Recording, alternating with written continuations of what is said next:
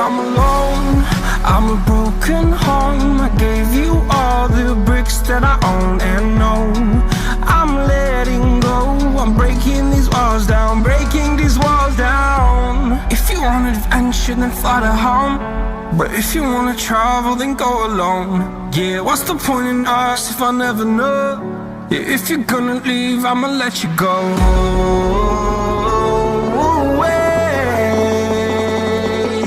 I'm tired of the pain. Go away. I'm tired of yesterday. Harder, harder.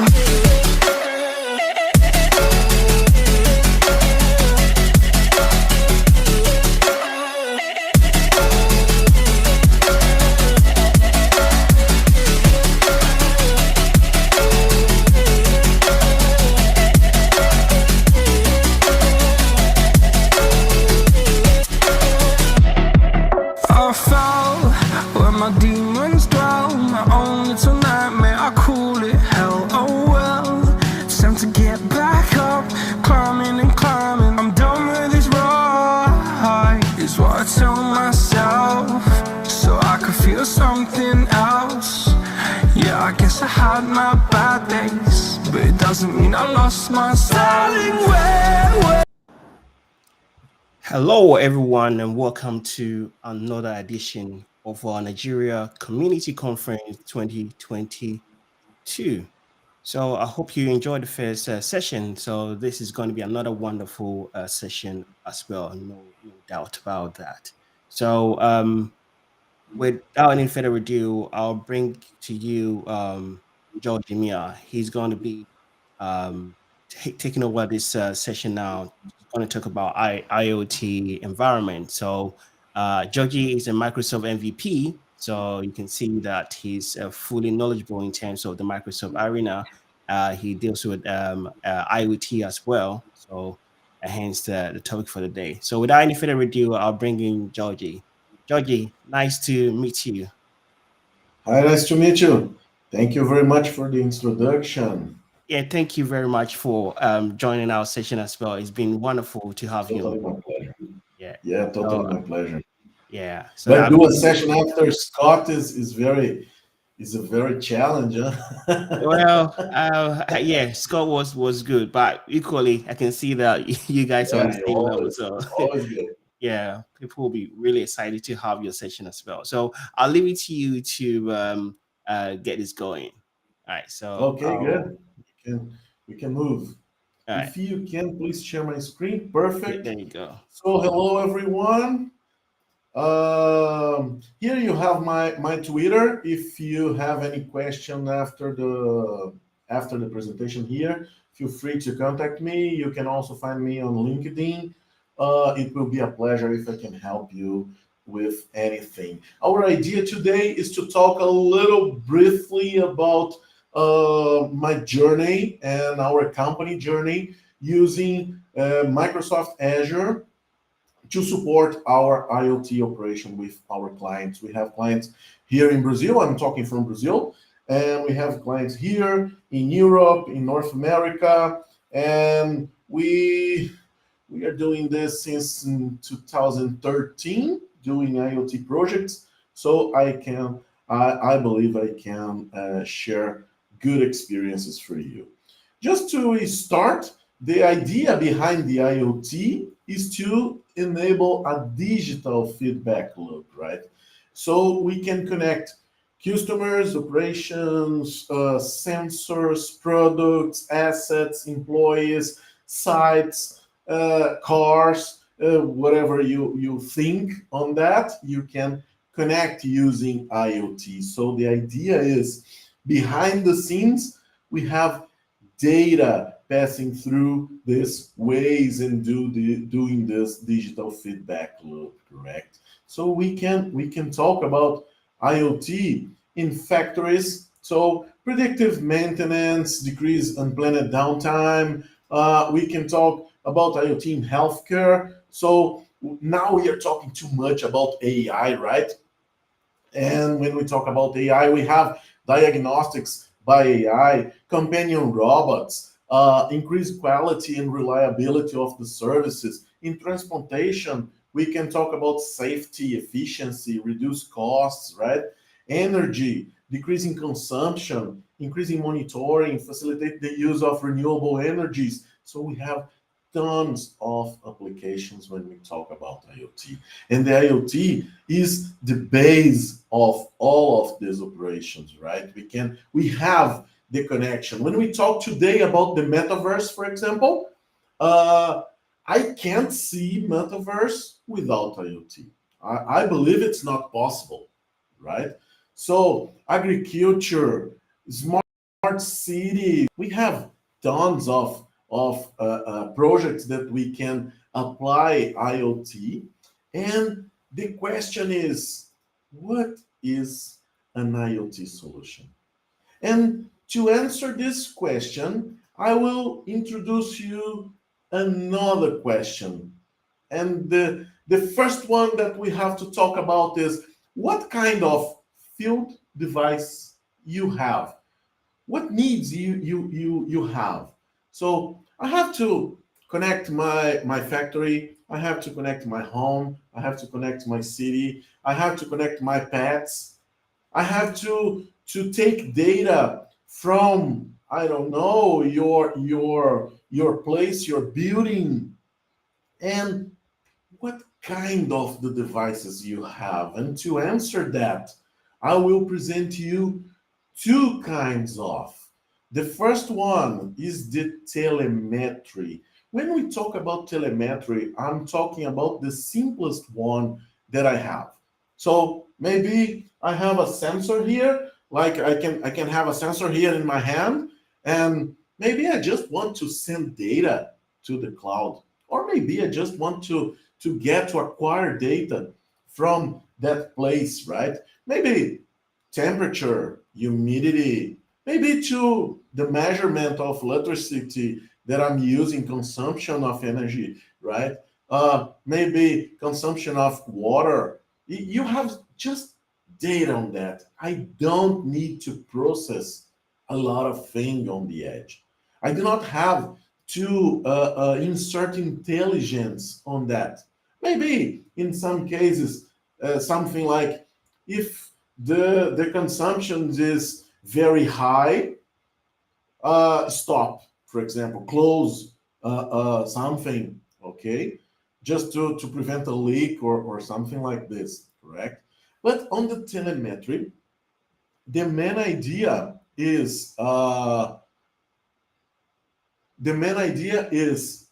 just send the data. As you can see here on the screen, here I have some meters in the left side, and these meters, using some device connected, is sending data to the internet. And in the internet, I have in the cloud something that is showing me the data on a dashboard, right? So on the right, I have a dashboard. This is a real dashboard. We are using this in a smart building. Okay, I will talk a little bit more about smart buildings over there, but this is a case of telemetry. Okay, which one is the other type of project? The other type of project is when I need an intelligent edge. And what's up on intelligent edge? What's the main difference? I need to process things on the field, near when the things happens, right? Maybe in a factory, as I can see here on the picture, I have several things happening, and I have to process, take actions, and maybe send alarms or something like this, and I have to process data. And one important thing when we talk about intelligent edge, it should work without connectivity, correct? So I can live without be connected to the internet. So this is one of the ideas when we go to use the intelligent edge. But do you remember when I told before about I have a meter, I pick up the data and I send it to the internet. Here in this case, I have a different scenario. Maybe I have some protocols, different protocols. Doesn't make sense to process that on the cloud. So I will take all amount of data and send all of them to the internet. It's not a good idea in some cases because it can be, it's not a good idea because you will use a higher band of the communication. It will increase your costs, and maybe the reliability will not be good for you, because if the internet goes offline, if I do not have connection, what happens? I do not have the measurement. So the idea when we talk about an intelligent edge is I will process the things on the field, on the edge, right?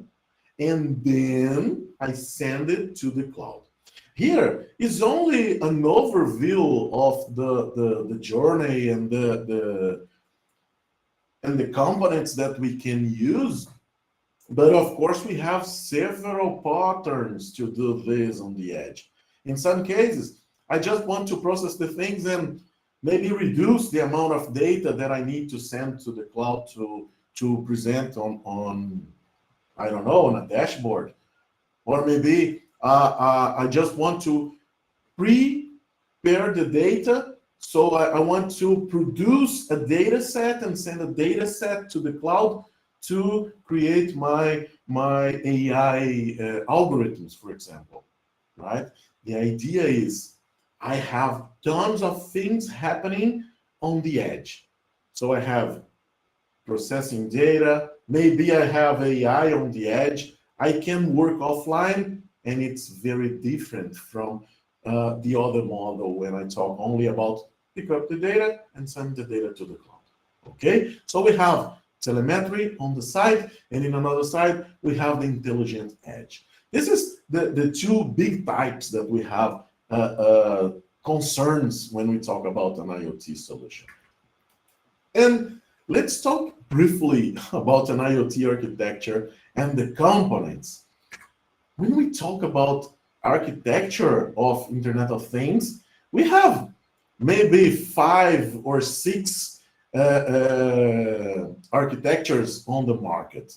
We have a 5 layers one, we have a 3 layers another one, we have the China architecture. That's okay, we do not have to go deep in each one of them. But I take here for you an idea of 3 layers: edge, communication, and application and cloud. We will only talk about this 3 layers in an architecture. When I talk about edge, I'm talking about the devices, maybe the edge device, remember, where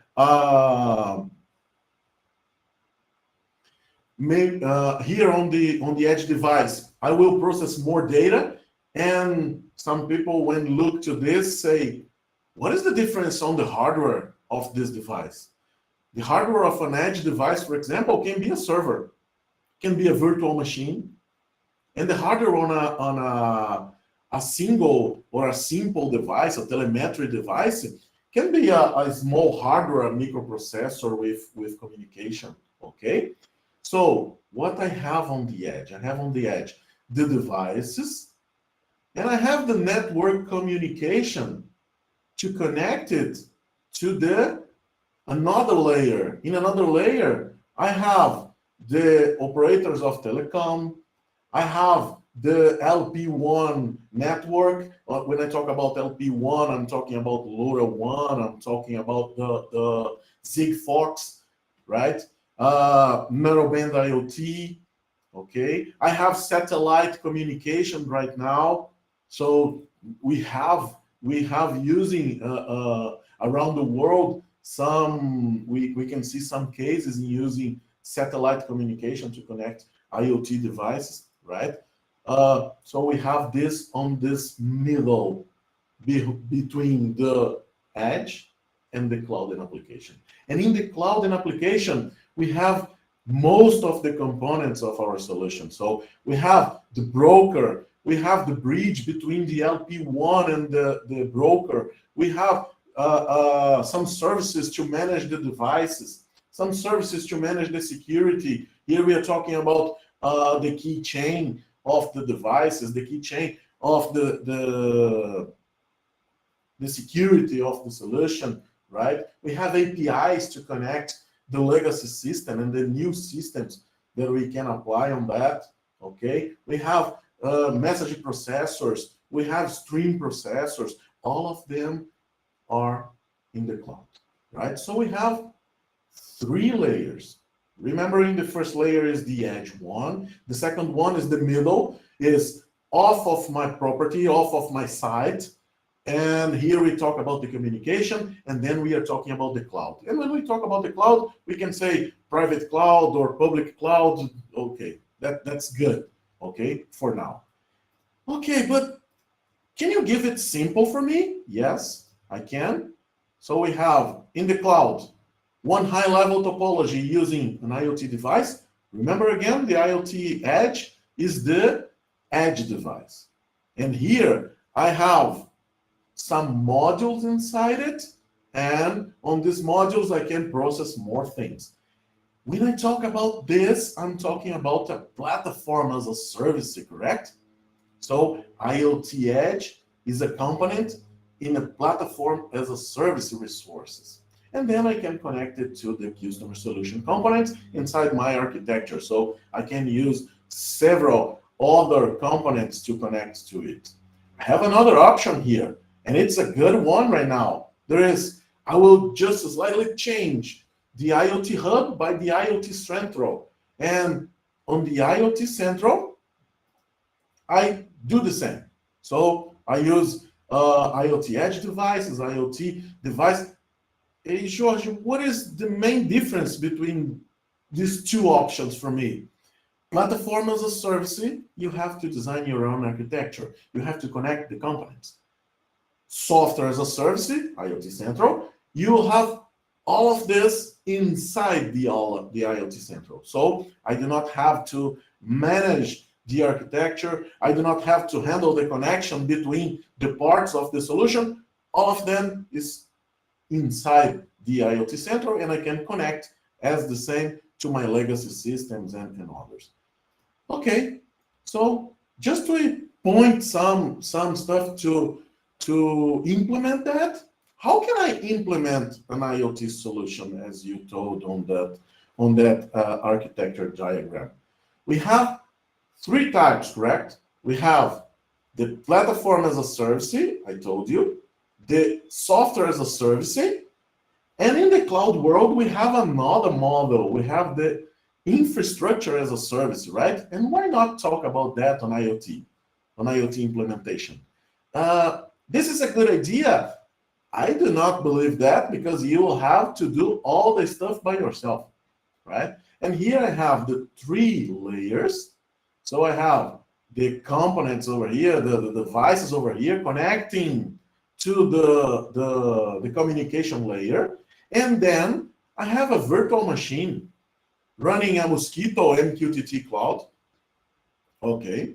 Running Python software to acquire data from the MQTT broker, right? And then presenting the data in a Grafana one that is inside on the same virtual machine. It worked fine. But if I want to make it more secure, you will have to work on it. If I want to scale it horizontally, you'll have to work on it. You have to connect the MQTT broker and the other MQTT broker by a topic, right? So I will need an operation on that. Maybe it's not a good idea for you.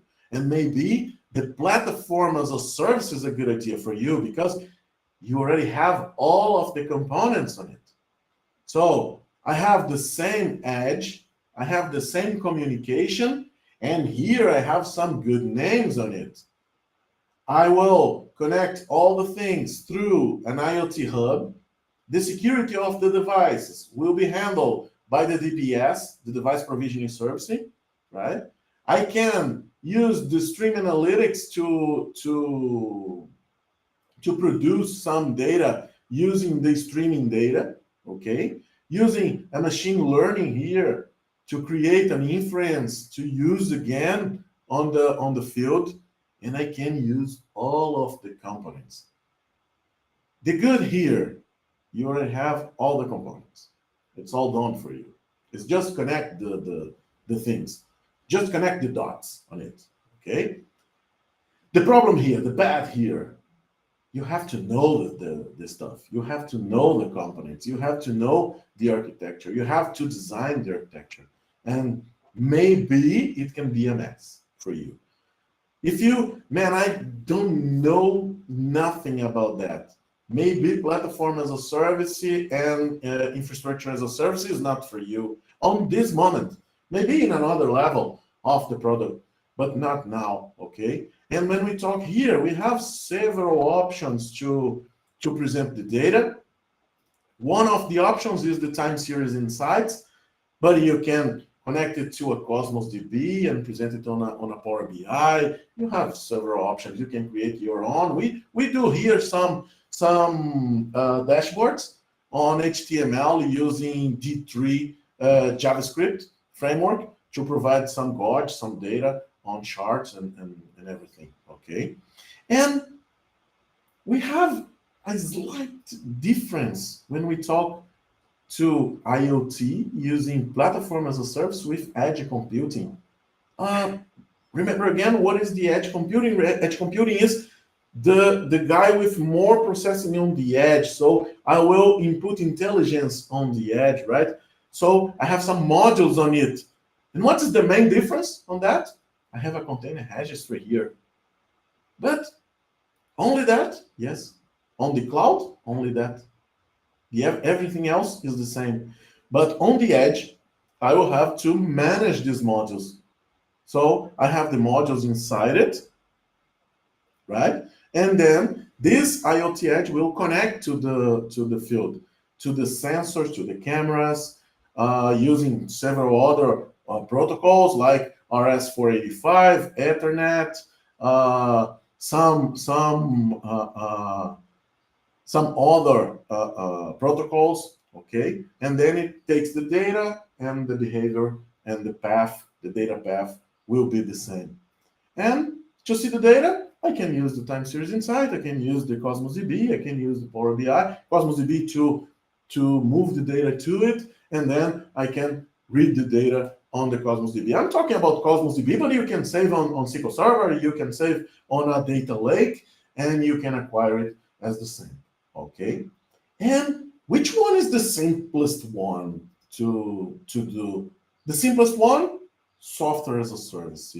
And software as a service, IoT Central. You can see that on the edge and on the communication layer is the same, right?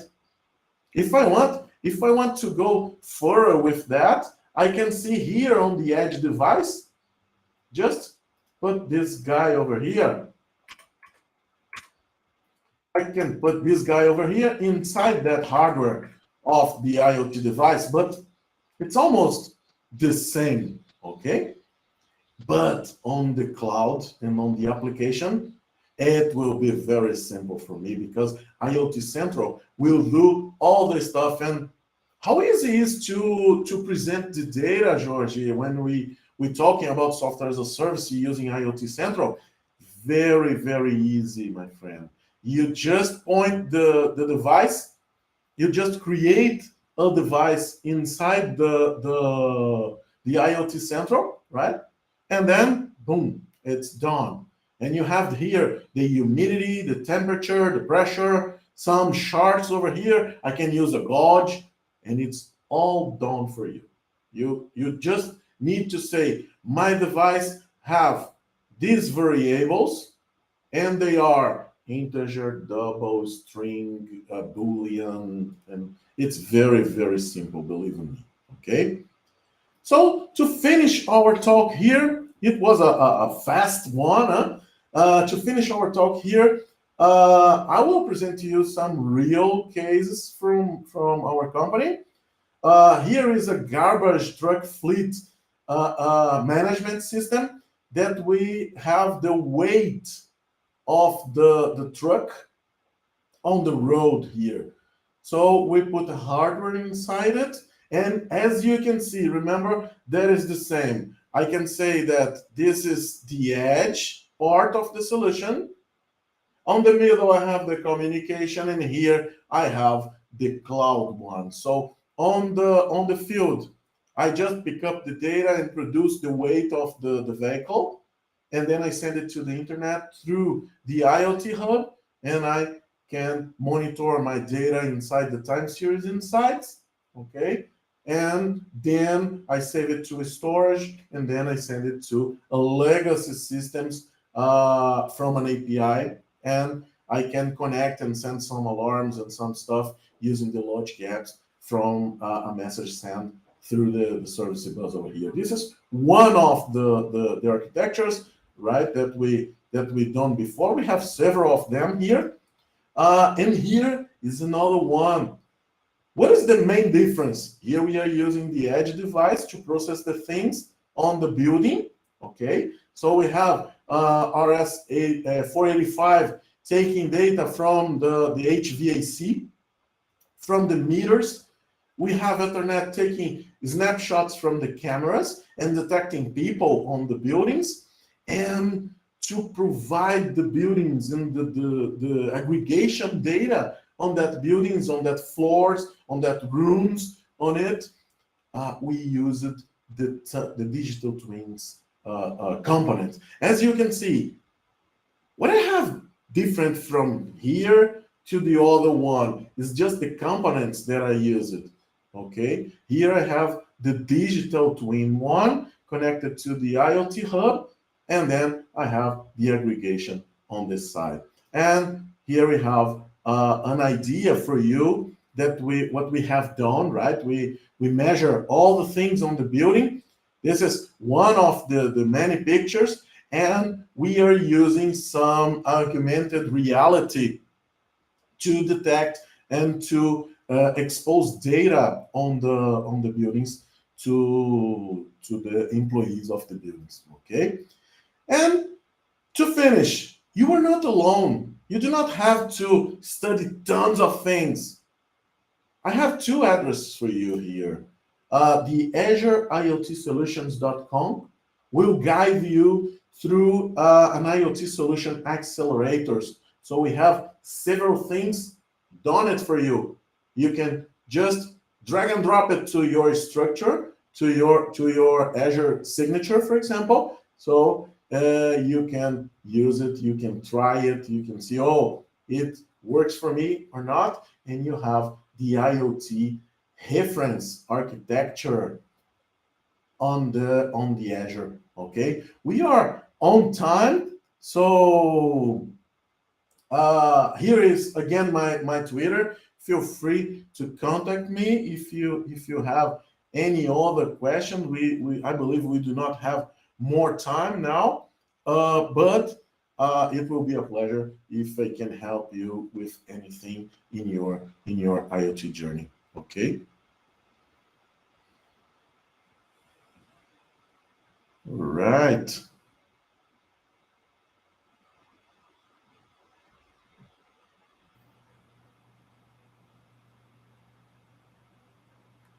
Okay. Thank you, George. Thank you. For Thank the you very much. presentation. It was wonderful. Thank you. I'll give you a round of applause on behalf of the community. So we have a couple. I think someone was trying to ask a question here that he felt Edge is meant to help improve response time. So is there, do you have to explain anything about that? If Edge maybe Edge will help you with the best, response time because it is near the field, right? So okay. You do not have to go directly to the cloud and to receive an answer. You can use an IoT edge on the field, and it will be answer and respond anything just in time, maybe near real time, okay? Because you are in the same network as most of the applications. All right, thank you, George. Maia, Thank you for your Thank you presentation. very much. If you have any questions for Judge Maia, you can send it across, and also you can access his handle at Judge Maia. I think that should Yeah, be Instagram or Twitter it's or on the Twitter. on all platforms. So thank you very much for your presentation. We'll be having Thank you you. again. Thank you so much. All Thank right. you. Bye-bye. Bye.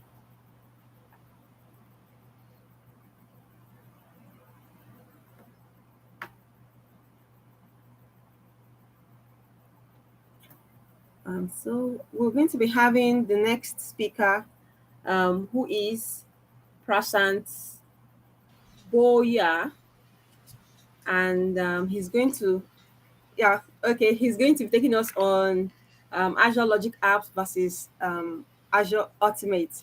So welcome, Prashant Bhoyar. Just give us a short introduction of yourself and go right into what you have for us. Thank you. Thank you. Let me quickly start sharing my screen. And let me know if you can see it. Can you see my screen with the PowerPoint deck up in the presenter mode? Okay, I take Thursday. Yes. So thanks everyone for joining us today. My name is Prashant, and I'll be talking today about the key differences between Azure Logic Apps and Microsoft Power Automate. Who am I? Who am I? My name is Prashant G. Bhoyar. I was born and raised in India. I came to United States in 2007 for studies. I'm University of Maryland College Park alumni. I co-authored a book, PowerShell for Office 65. I also acted as a technical reviewer for the book Pro SharePoint 2013 Administration. I am from Washington, D.C. area of United States, and we organize a lot of community conferences, which are free. Uh, if you're interested, we typically post the information about the community conferences on meetup.com and also on our azurecloudevents.com website, where you'll see also the record link to the recordings from the previous conferences. I am recipient of Antarctic Service Medal, and since 2017, I am also recipient of Microsoft MVP Award. Those of you who are not familiar with this award, I don't work for Microsoft. It's just the additional recognition that Microsoft gives out to the folks who does technical contributions. And these technical contributions can be in the form of speaking at conferences, writing blog posts, contributing to the open source project, answering people's questions on various public forums, providing direct feedback to the Microsoft product group. And this award is typically valid for 1 year. And after 1 year, we had to submit our contributions, and then Microsoft evaluate your contributions. And if your contributions are good enough, then you get rewarded for additional 1 year. So initially, I got this award for SharePoint, and since 2019, I changed my category to AI. And right now, I work as cloud solution architect at AIS, where I focus on intelligent business process automation, where we use variety of the products and services available in Microsoft ecosystem, such as Azure AI, Microsoft Power Platform, Microsoft 365 to implement the automations. And I work at AIS Reston, Virginia headquarter office. And AIS is providing services in the Microsoft ecosystem from last 40 years. And AIS has been recipient of Microsoft Partner of the Year on multiple occasions as well. So this is going to be the agenda. We'll start with Power Automate. We'll then have like maybe 2 minute introduction of what is Logic App. And majority of the time of today's talk, we will be focusing on talking about the key differences between the Power Automate and Logic App. And we'll also talk about how you can extend a Microsoft Flow using Logic App, key takeaways, Q&A, and feel free to ask your questions in the chat window. I am monitoring the chat, and also we have uh, other folks also from the organizing committee monitoring the chat for us as well. So if you are totally new to Microsoft Power Platform, so Microsoft Power Platform is a low-code platform that spans across Microsoft 65, Dynamics 65, Azure, and standalone application. And this slide is dated because just this week, Microsoft announced or publicly announced a new product called Power Portals, which is not listed here. But with Power Platform, we have Power BI, Power Apps, Power Automate, Power Virtual Agents, and the newly added product called Power Portals. And we use Power Automate for intelligent automation. And we can implement automation at a scale. We can have secure integration. It helps to accelerate the productivity. And we can use integration with a lot of other AI services to have intelligent automation here. And Power Automate has more than 300 app connectors, and you can build your own connector as well. Now, when it comes to app connector, those app connectors are from Microsoft ecosystem, but you can also implement automation using, let's say, Salesforce or AWS or Mailchimp or Google Cloud as well. And everything start, there are a lot of templates available, so you can either start with a blank Power Automate, or you can also start using the predefined templates for you as well. Now, when it comes to the Logic app, if you know, if you're very very new to Logic app, if you don't know about Logic app, then this is just a quick 1 minute overview of that. It's one of the service we use to create automation or workflows in Microsoft Azure. And it is built on the serverless principle, and behind the scene it uses containerized runtime, and depending on your demand, it can scale automatically up and down. And also, one of the key advantage the products like Power Automate or Logic apps bring onto the table is you just have to worry about writing your business logic. You don't have to worry about where that business logic is going to get hosted, how to worry about the scaling, the availability, all those kind of things will be handled by the vendor, which in this case is Microsoft. Just like Power Automate, there are many connectors available across the cloud and on-premise, and everything begins with a trigger, similar to what Power Automate have. In Power Automate, also everything begins with a trigger, or you can manually start your automation. Same kind of concepts available with Logic App as well. So that brings up interesting question, like how, since this description of these two products is kind of similar, even though there is a big change in the name. So let's see how these two products are related to each other. So Azure is Microsoft one of the public cloud offerings we have. And Logic App is one of the engines we can use to implement automation. Now, Power Automate is Microsoft first announced about Microsoft Power Automate in 2016, and that time its name was Microsoft Flow. And when Microsoft launched Microsoft Flow in 2016, it was pretty much built totally on the top of Logic Apps. Over the course of time, Power Automate went into name change, and also it added its own feature as well. But there are still many things which are still common in Logic Apps and Power Automate. For example, the designer, the triggers, a lot of actions that we see are pretty identical in Logic Apps and Power Automate. However, over the course of last 6 years, Power Automate added its own unique set of features which are only available in Power Automate. For example, SharePoint approvals, desktop flows, business process flows, etc., are only available with a Power Automate and not available with Logic App. And similarly, you see Logic App also has a lot of other features that are only available in Logic App and not available with Power Automate. And behind the scene, whenever your instance of Power Automate runs, it still uses the Logic App runtime. That means whenever you start or whenever a Power Automate get executed, essentially you're running a Logic App behind the scene. But again, you don't have to worry about it. Microsoft takes care of that behind the scene for you. Now, here I have implemented automation where we have implemented two automation, one using Logic App and another using the Power Automate. And just looking at the screen, can you guess which one is Power Automate and which one is a Logic App?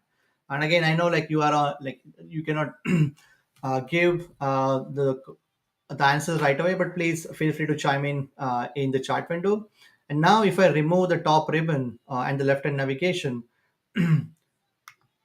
so you can see here, if I remove the top navigation and left-hand navigation, you can see the business logic we implemented in the left-hand side is Logic App.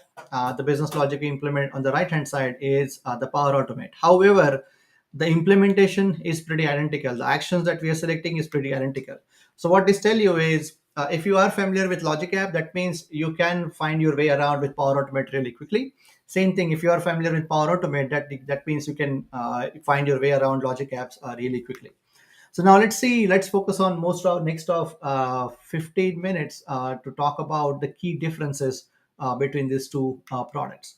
So Logic App is a part of Azure Group, and Power Automate is part of the Power Platform Group or Business Application Group.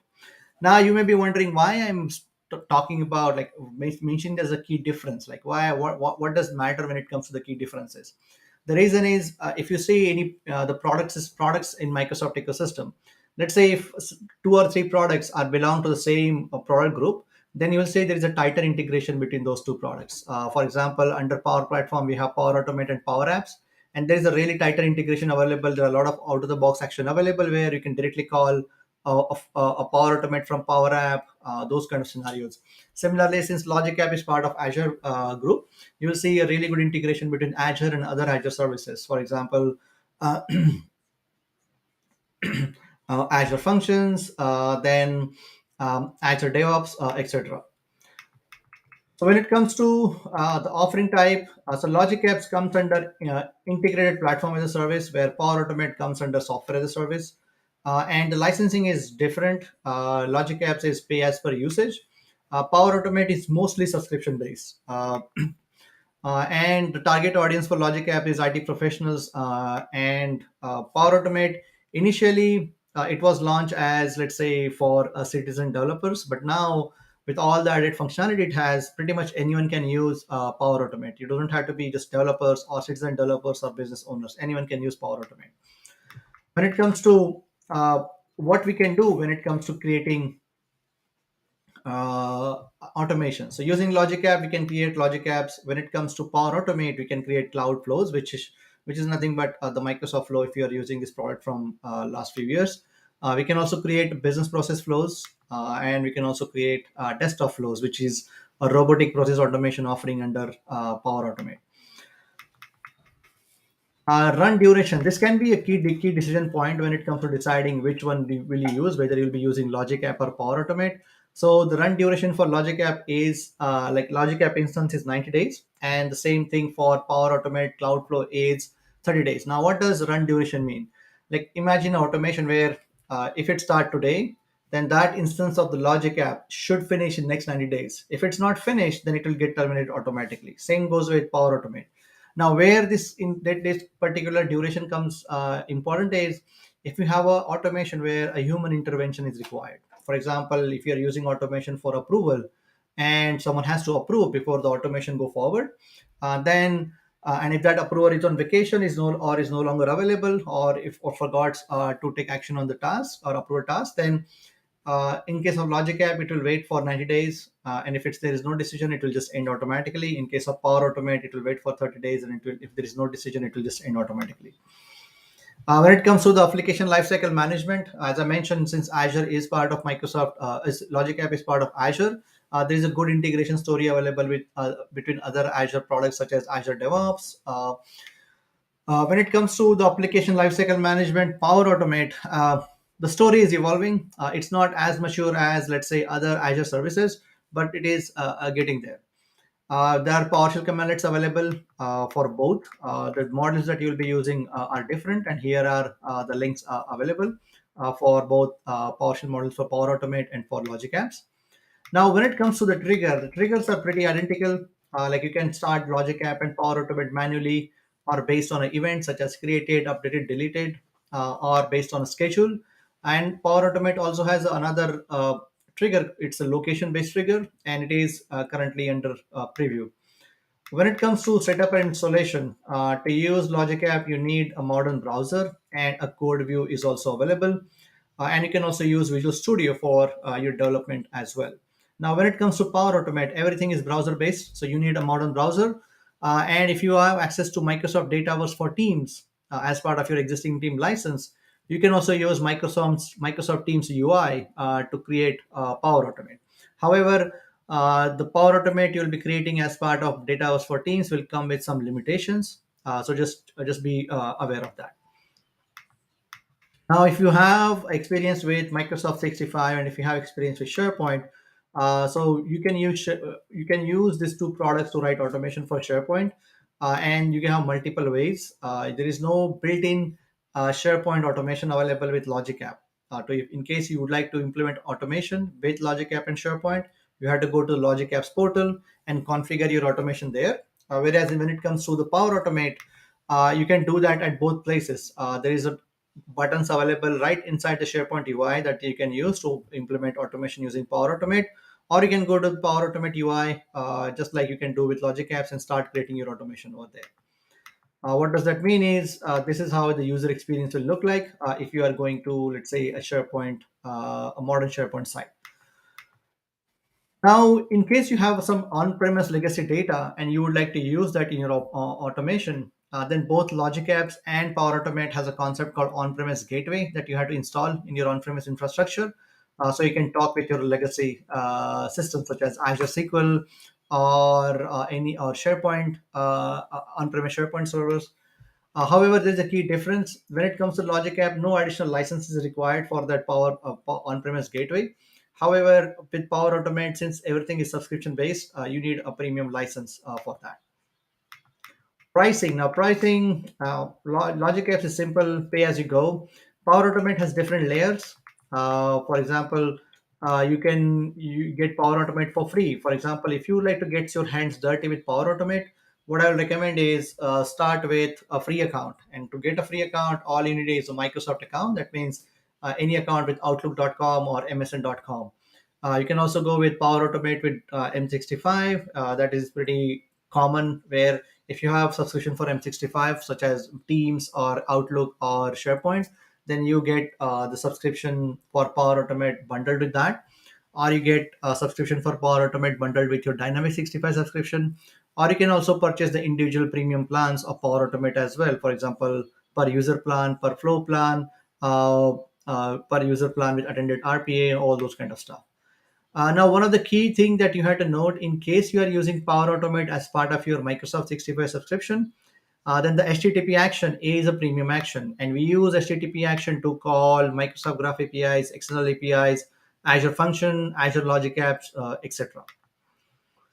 Now, you can, like, this particular functionality is available, but I'm seeing this functionality is also slowly going away, where if you have created a Logic app, a Power Automate, you can export that as a Logic app. However, I'm seeing in some tenants where that particular functionality is going away. So with that, let me quickly show you a quick demo where I have implemented this automation, where what happens is if someone submits a request to create a new Microsoft team, this request goes through an approval, and we are using two way of automation for that. For example, one way is create that process, create that approval, and create the team using the combination of uh, Power Automate, which you are seeing on the screen, and Microsoft Graph API. And the second automation that we have built is where it is using the combination of Logic Apps and the Graph API. Now here, this is the designer view, and this designer view is pretty identical to the designer view you get with Power Automate. But Logic App also has a code view where if someone likes to get their hands dirty with JSON, they can start implementing their business logic using the JSON as well. And when it comes to the Power Automate, if I go here and if I try to do export, so I still see this option, like I can export this flow as a Logic App template. And then once I have this JSON file, I can go to Azure portal and start deploying this flow as a Logic App. While I'm doing that, I need to reconfigure a few things. If any action is not available, then I had to remove that action from the business logic and add appropriate action for it in Logic Apps. But still, you can reuse a lot of the stuff that you have already built as part of your flow or Power Automate implementation. When it comes to the integration between these two products, like if you had to call a flow from a Logic App, the action that you have to use is called HTTP action. Same thing, if you like to call a Logic App from a flow or Power Automate, you have to use action called HTTP action. Or you can export a flow and deploy that as a Logic App as well. Now, Power Virtual Agent is the latest member of Microsoft, not latest member, but a fairly new member of Microsoft Power Platform, which you can use to create intelligent chatbots or voice-based bots. And it has a really good integration available with Power Automate. So if you would like to call a Logic App from Power Virtual Agent, the first thing you need to do is you have to call a Power Automate from Power Virtual Agent. And from that Power Automate, then you will be calling a Logic App. Whereas when it comes to the Power Automate, that integration is directly fully baked into the product itself. So with that, let me quickly show you other demo. I think we still have 10 minutes left, so that should be sufficient for me to show you the demo.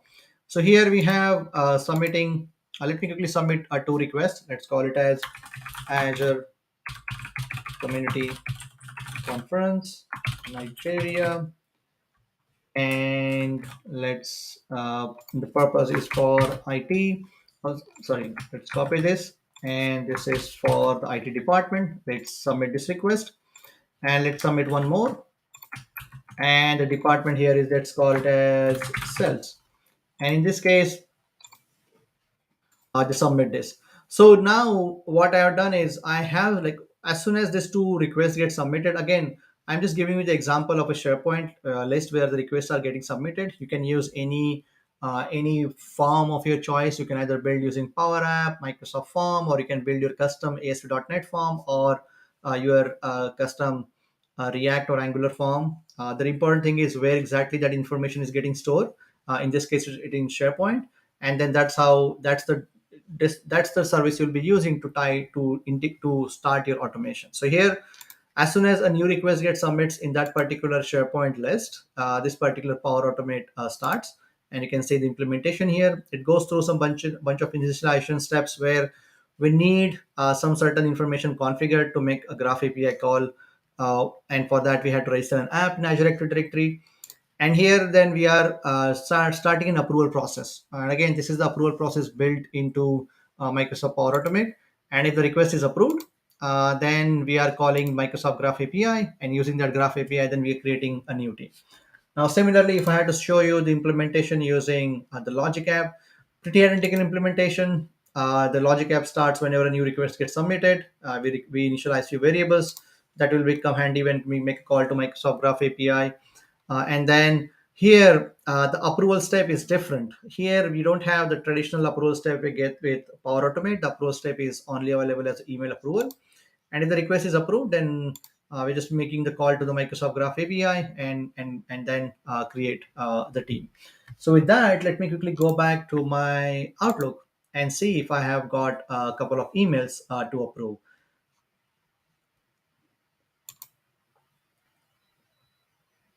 All right, looks like we are still waiting for it. So let me go here and see whether it's running or not. All right, so this one is running. So when it comes to the Power Automate, when it comes to the approval, you have 2 options to take up action. You can either go to the approvals available with Microsoft Flow. So if I go here, then this is the request I'll be seeing. If everything looks good, just go ahead and click approve. And now a new team should get created with the proper naming convention that we have selected. So let me go and open up the team while this is happening. Okay, and let's go back to the flows, and let's see how exactly this particular flow has fared. So it looks like this one also was successful, and this is how you can see the runtime history, what happens during each runtime, what kind of JSON that came back. So this comes really, really handy when it comes to implementing or when it's come to debugging all this information here. So let's see, let's go to the Outlook and see if we got any emails here. Okay, still waiting for the emails. Let me refresh this.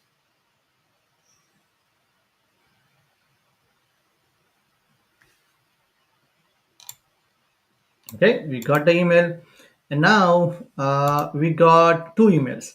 So one is via Microsoft Flow. So the email itself will tell you from where the email came, and the one from the Logic app, if we scroll down, it will have that, okay, it is sent from the Logic app.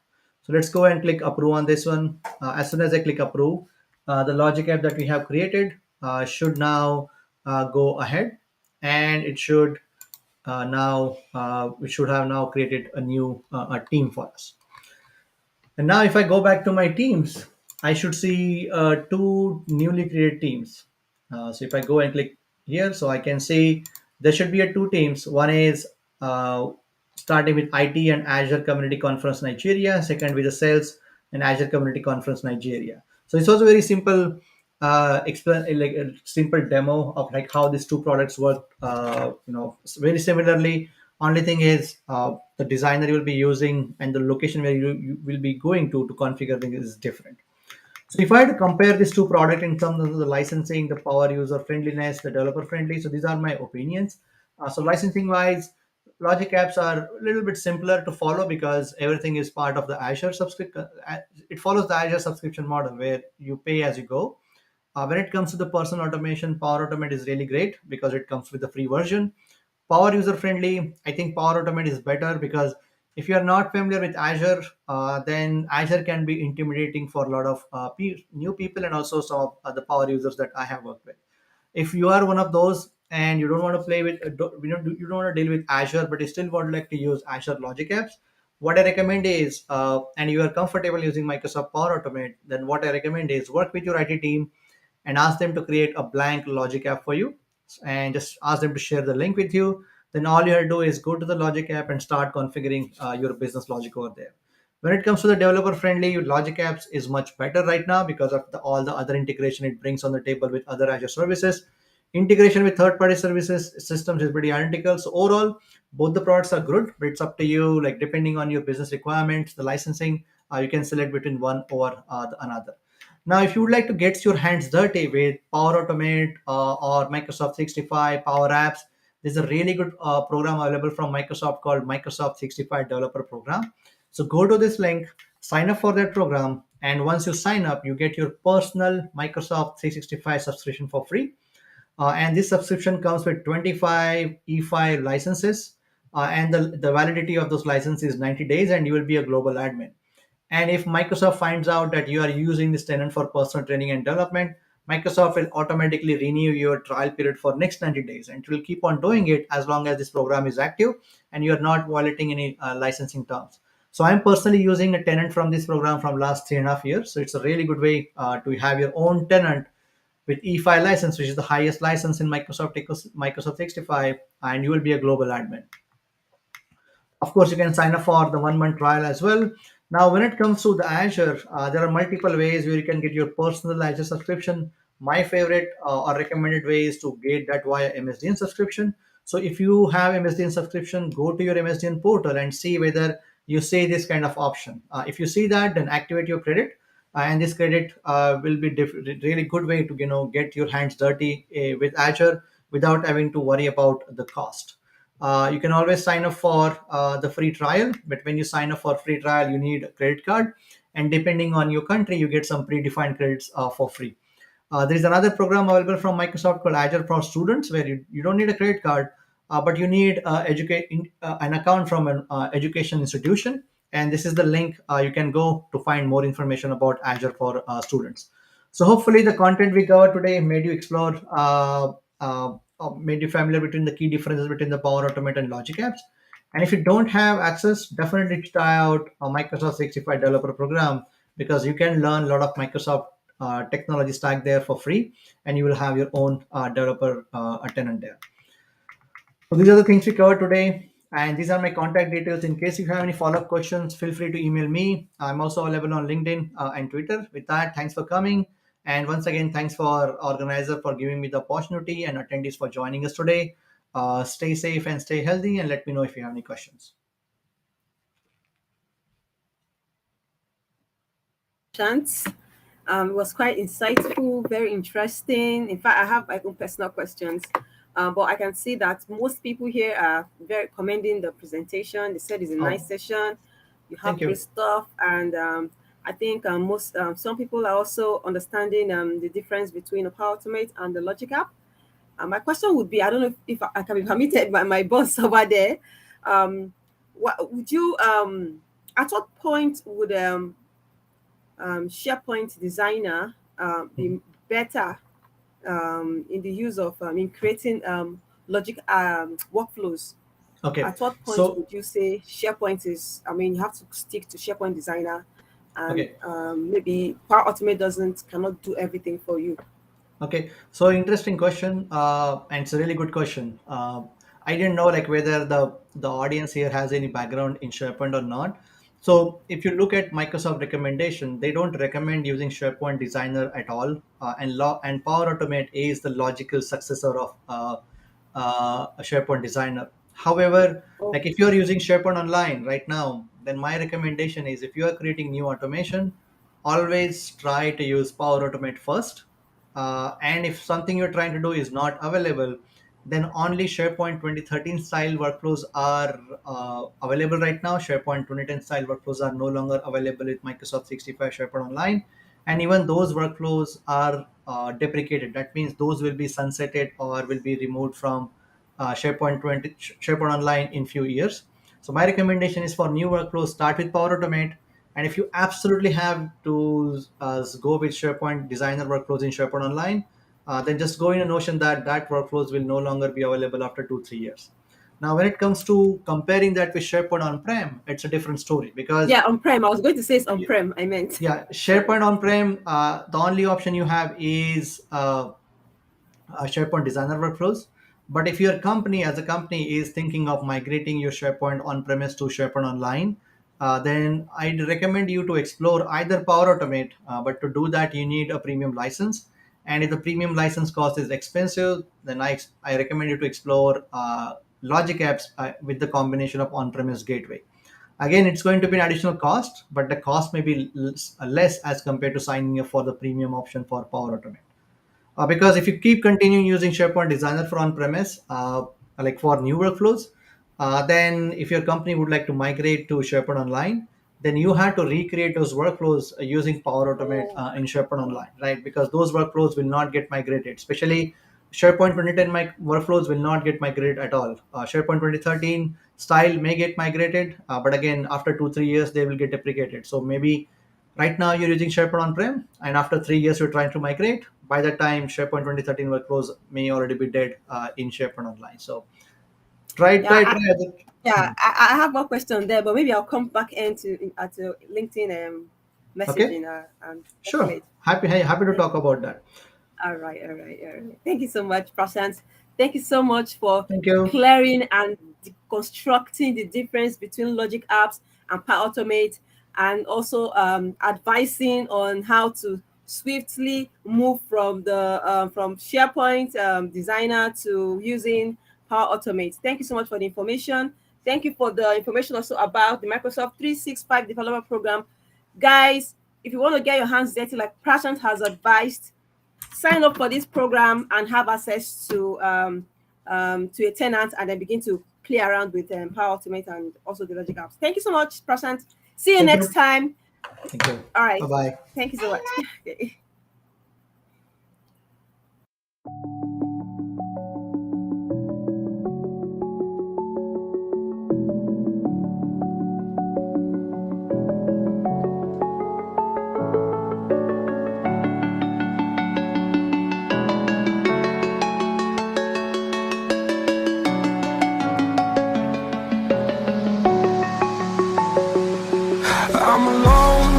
I'm a broken home. I gave you all the bricks that I own and know. I'm letting go. I'm breaking these walls down, breaking these walls down. If you want adventure, then fly to home. But if you wanna travel, then go alone. Yeah, what's the point in us if I never know? Yeah, if you're gonna leave, I'ma let you go.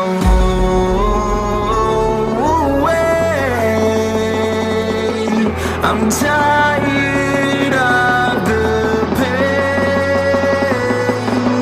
Go away. I'm tired of yesterday. Fada, fada.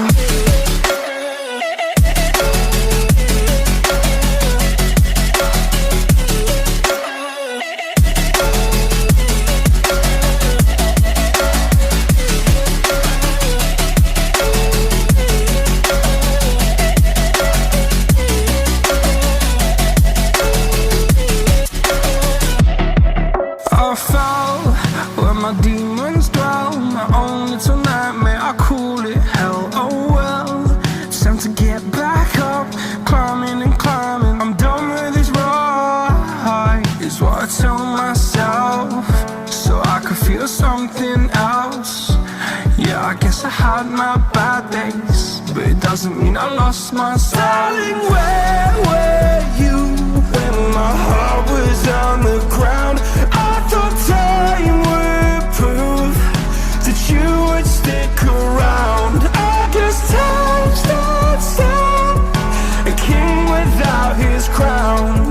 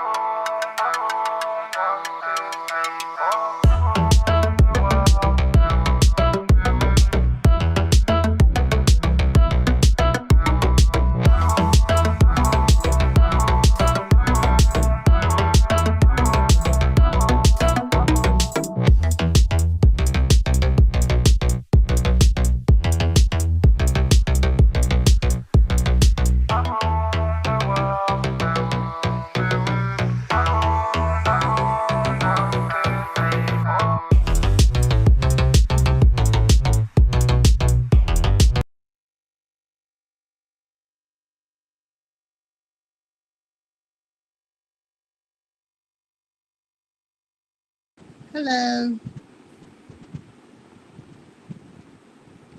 Hi, everyone.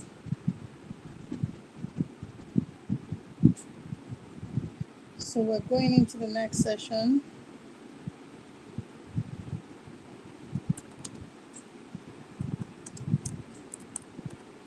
Okay, so the next session, we're ready to go. I hope you're all excited. It's been a very fun-filled day, and I hope you're taking a lot of notes. I hope you're taking a lot of notes and ready to upskill. Today, the trend is cloud technology. So if you're not catching on, you have quite a bit. So I'd like to call on the next guest and taking us through a panel conversation, which I'll be moderating today. And I'd like you to keep your conversation coming. I'd like to call on Dr. Nnanna, if he's there. Is Dr. Nnanna there? I'd like to call on Dr. Nnanna. The panel conversation will be about AI and data science in Africa. As you know, Africa is the second largest population in the world. We have the numbers, but are we using it right? So, is Dr. Nnanna there? Thank you so much, Dr. Nnanna. So nice to see you join the panel conversation. I'd like to call on Bayo Adekambi. I apologize if I didn't pronounce your name correctly. Is Bayo there? Bayo, are you there? Fantastic.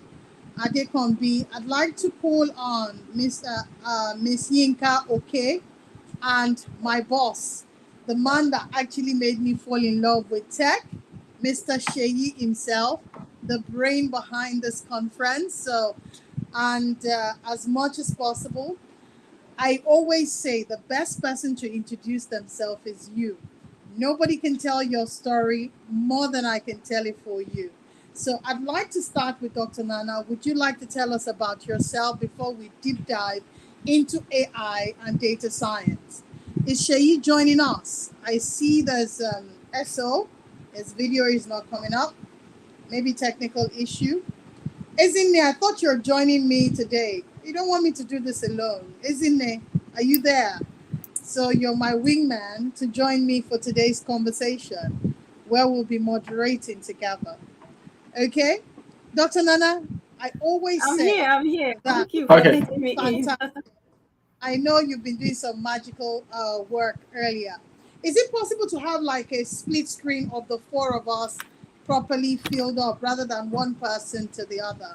Aha, much better view, much better. Dr. Nnanna, I believe strongly nobody can tell your story more than you can tell your story. And I'd like everyone to get to know you, because if I introduce you, I would water down your degree and all your work. So please, help us and introduce yourself. Hi everyone. Good evening. My name is Nnanna Orieke. I've been around for quite some time. I have a background in AI, artificial intelligence. Got my PhD in AI in the University of Lagos way back 2016, and I've been in the tech space recently. 4.5 years ago, I joined Microsoft as a technology solution professional for advanced analytics and AI. And I've grown through that process and currently a principal program manager for the Insights and Analytics team in Microsoft Engineering, African Development Center. Thank you. Thank you so much. Merritt, is that you already on the screen? I apologize for calling you. I mean, very rude. I believe strongly women in this space needs to be respected because it's a male-dominated industry. So please do us the honor of telling us about yourself. Let's get to know you. So I'm Merritt. I work for Microsoft, specifically Azure Data out of Redmond, Washington. So the people who build the database platform that a lot of you use every day. I specifically run the MVP program. I came out, I have worked for decades as a database administrator or manager. Wasn't a data platform MVP myself before taking this role with Microsoft, but I also run the global Azure Data Community, which is a network of 140 user groups in 40 different countries, and we're always looking to grow and add more user groups. Microsoft offers some resources to support user groups, so that's what I do. Wow. Now I need to follow you like a leech because I'm gunning for that title of an MVP. So you have me coming there. Okay, so isn't that, do you want to ask for the next person to introduce themselves?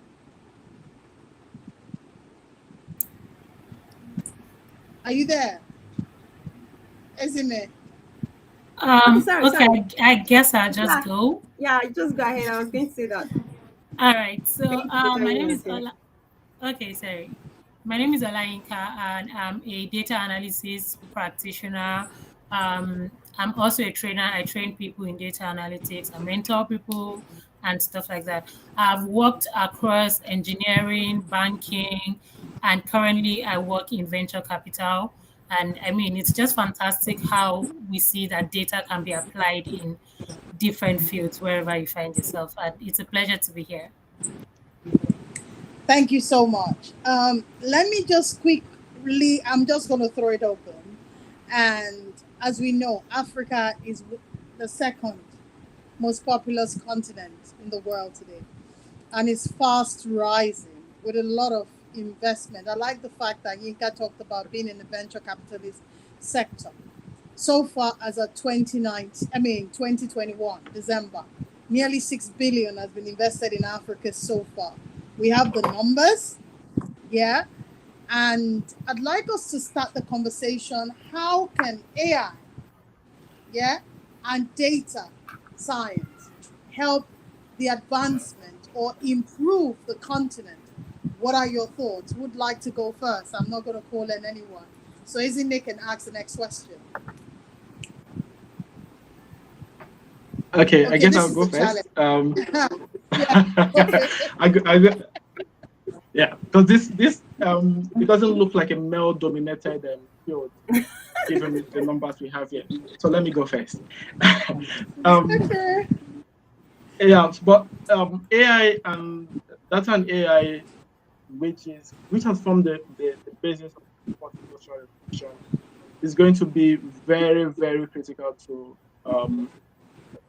as is mentioned, to having Africa contribute a lot to the global economy. And I'm saying this because of the uniqueness of data and of AI specifically in the fourth industrial revolution. If you look back some decades ago, the first to third industrial revolution, one thing you will notice about the fourth industrial revolution is three very unique attributes, which one is accessibility, and the second one is the affordability and the flexibility. These were the things that weren't in the industrial revolution. And what does this mean? It means that the huge population of Africans actually have this wonderful technology at their fingertips, and so they can easily access AI models wherever it is. Secondly, it is affordable. So the economic gap between the first world and the third world country won't really be a barrier. And thirdly, it is very flexible, so we can easily adapt it to our own unique environment and have it solve our problems. And so this creates a huge opportunity for Africa to contribute, because we actually have the population, which means we can actually generate the data about ourselves. And AI, that's in this current industrial revolution, it is all hinged on data, which is the new oil. So one thing you will see is that. Sorry, I'm actually having a feedback.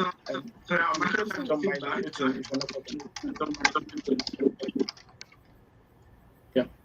Okay. So one thing you will see is that Africa, we have all it takes to solve our problem, and by extension contributing to the rest of the world, going from creating assistive technology to solving problems of corruption. So I'm getting lots of feedback, but help me with the feedback.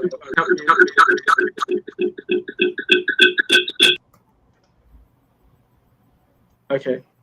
So I was saying, going from creating assistive technology to solving problem of corruption to solving problems in agriculture, like we have the whole landscape that we can apply AI technology. And the interesting thing is the infrastructure is there with the advent of cloud technology. We actually have the infrastructure to getting all these models deployed to production. And let me stop there to give the rest of the panelists time to share their views. Thank you.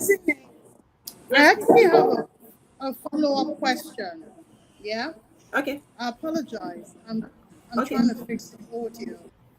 So I think that was great.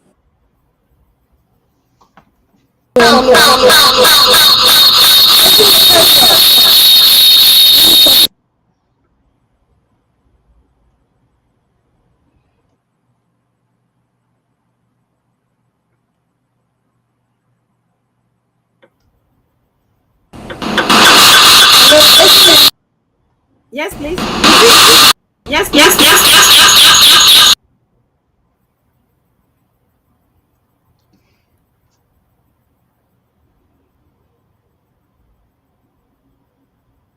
Okay, so am I continuing from the question, right? Okay, so I mean, like when we did the United Nations World Data Forum, and we concentrated on the African challenges in the use of data, for fostering development. One of the things I found out personally is that there is no we don't really have in Africa, let's say for Nigeria, we don't really have this drive to use these technologies to the extent where the citizens begin to benefit from it. And to the extent that it has been done, it's difficult to actually quantify the impact. And I would want to go into say what Microsoft is doing in terms of driving data and AI technologies down the grassroots in the country, because if you know, we have a new center, I think, in Lagos, and a couple of programs that are targeted to African talent. So I think we're still on our way. It's going to take us some time and some will, maybe political will, but I think we're really going somewhere. We can see what's happening in Kenya, in Ghana, in I think Ethiopia or something like that. It's progressively moving, probably slow, but I mean, we have cultural biases, we have different idiosyncrasies that have kind of limited or slow the speed of AI penetration in Africa. And to also we have to remember that Africa, we are still in the, how do we call it, what we call the developing or the third world or something like that. So there are a lot of issues that plague us so much that when you present technological solution, it's like, no, this cannot be the problem. This cannot be the solution to this our problem. But so far so good. The projects that have been going on about AI and that is specifically targeting local challenges, like from other speakers said, agriculture. I think something is happening around a model. There's a model project happening in India.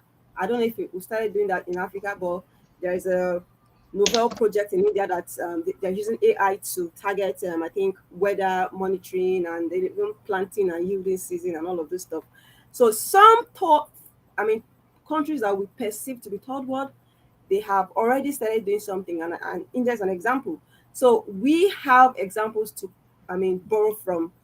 And then, it's a green land here in Nigeria, and AI has lots and lots of potentials for us, from monitoring, from having on open data, open source data information, to monitoring the progress of projects and everything. And also, one key thing to note also is the use of languages. We have so much number of languages in Africa that has not even been explored into NLP. Okay, so I would like the next speakers go on. I have noise to manage here right now. Okay. So I wanted to okay. I wanted to add there that Microsoft clearly thinks Africa is worthy of investment. That they identified like 3 pillars of where they thought Africa could use their help. So connectivity, they called it skilling, which is teaching the workforce, and then digital transformation. And they're committing to building in Africa. They've built a huge development center. They've started some initiatives to create a few thousand jobs in Africa. So obviously Microsoft thinks Africa is full of untapped potential. I think we just all have to figure out how do we make sure everybody has the skill set that they need to fill these jobs when they get created. So Thank you so much. Thank you so much, Ray, for that. The way I see it, I think that regarding the talent or having the right skill set, I think that a lot of Nigerians and a lot of organizations are doing a lot in training people in areas of data and AI. Like I said, I'm a trainer myself and I belong to some other organizations. But seeing that Dr. Nnanna works at Microsoft, I was wondering, do you think that a lot of companies today are leveraging the capabilities of data and AI? I tend to have a bias. I think that it is mostly enterprise, large organizations that are adopting it so much. But I wanted to hear your view. Maybe I'm not correct. Maybe there are actually smaller companies that are also using data and AI on their jobs. So I will say, are we at the point we need to be? No, we are not. Are we steadily growing the awareness of AI and how it will solve the problem within our space? I will also say yes.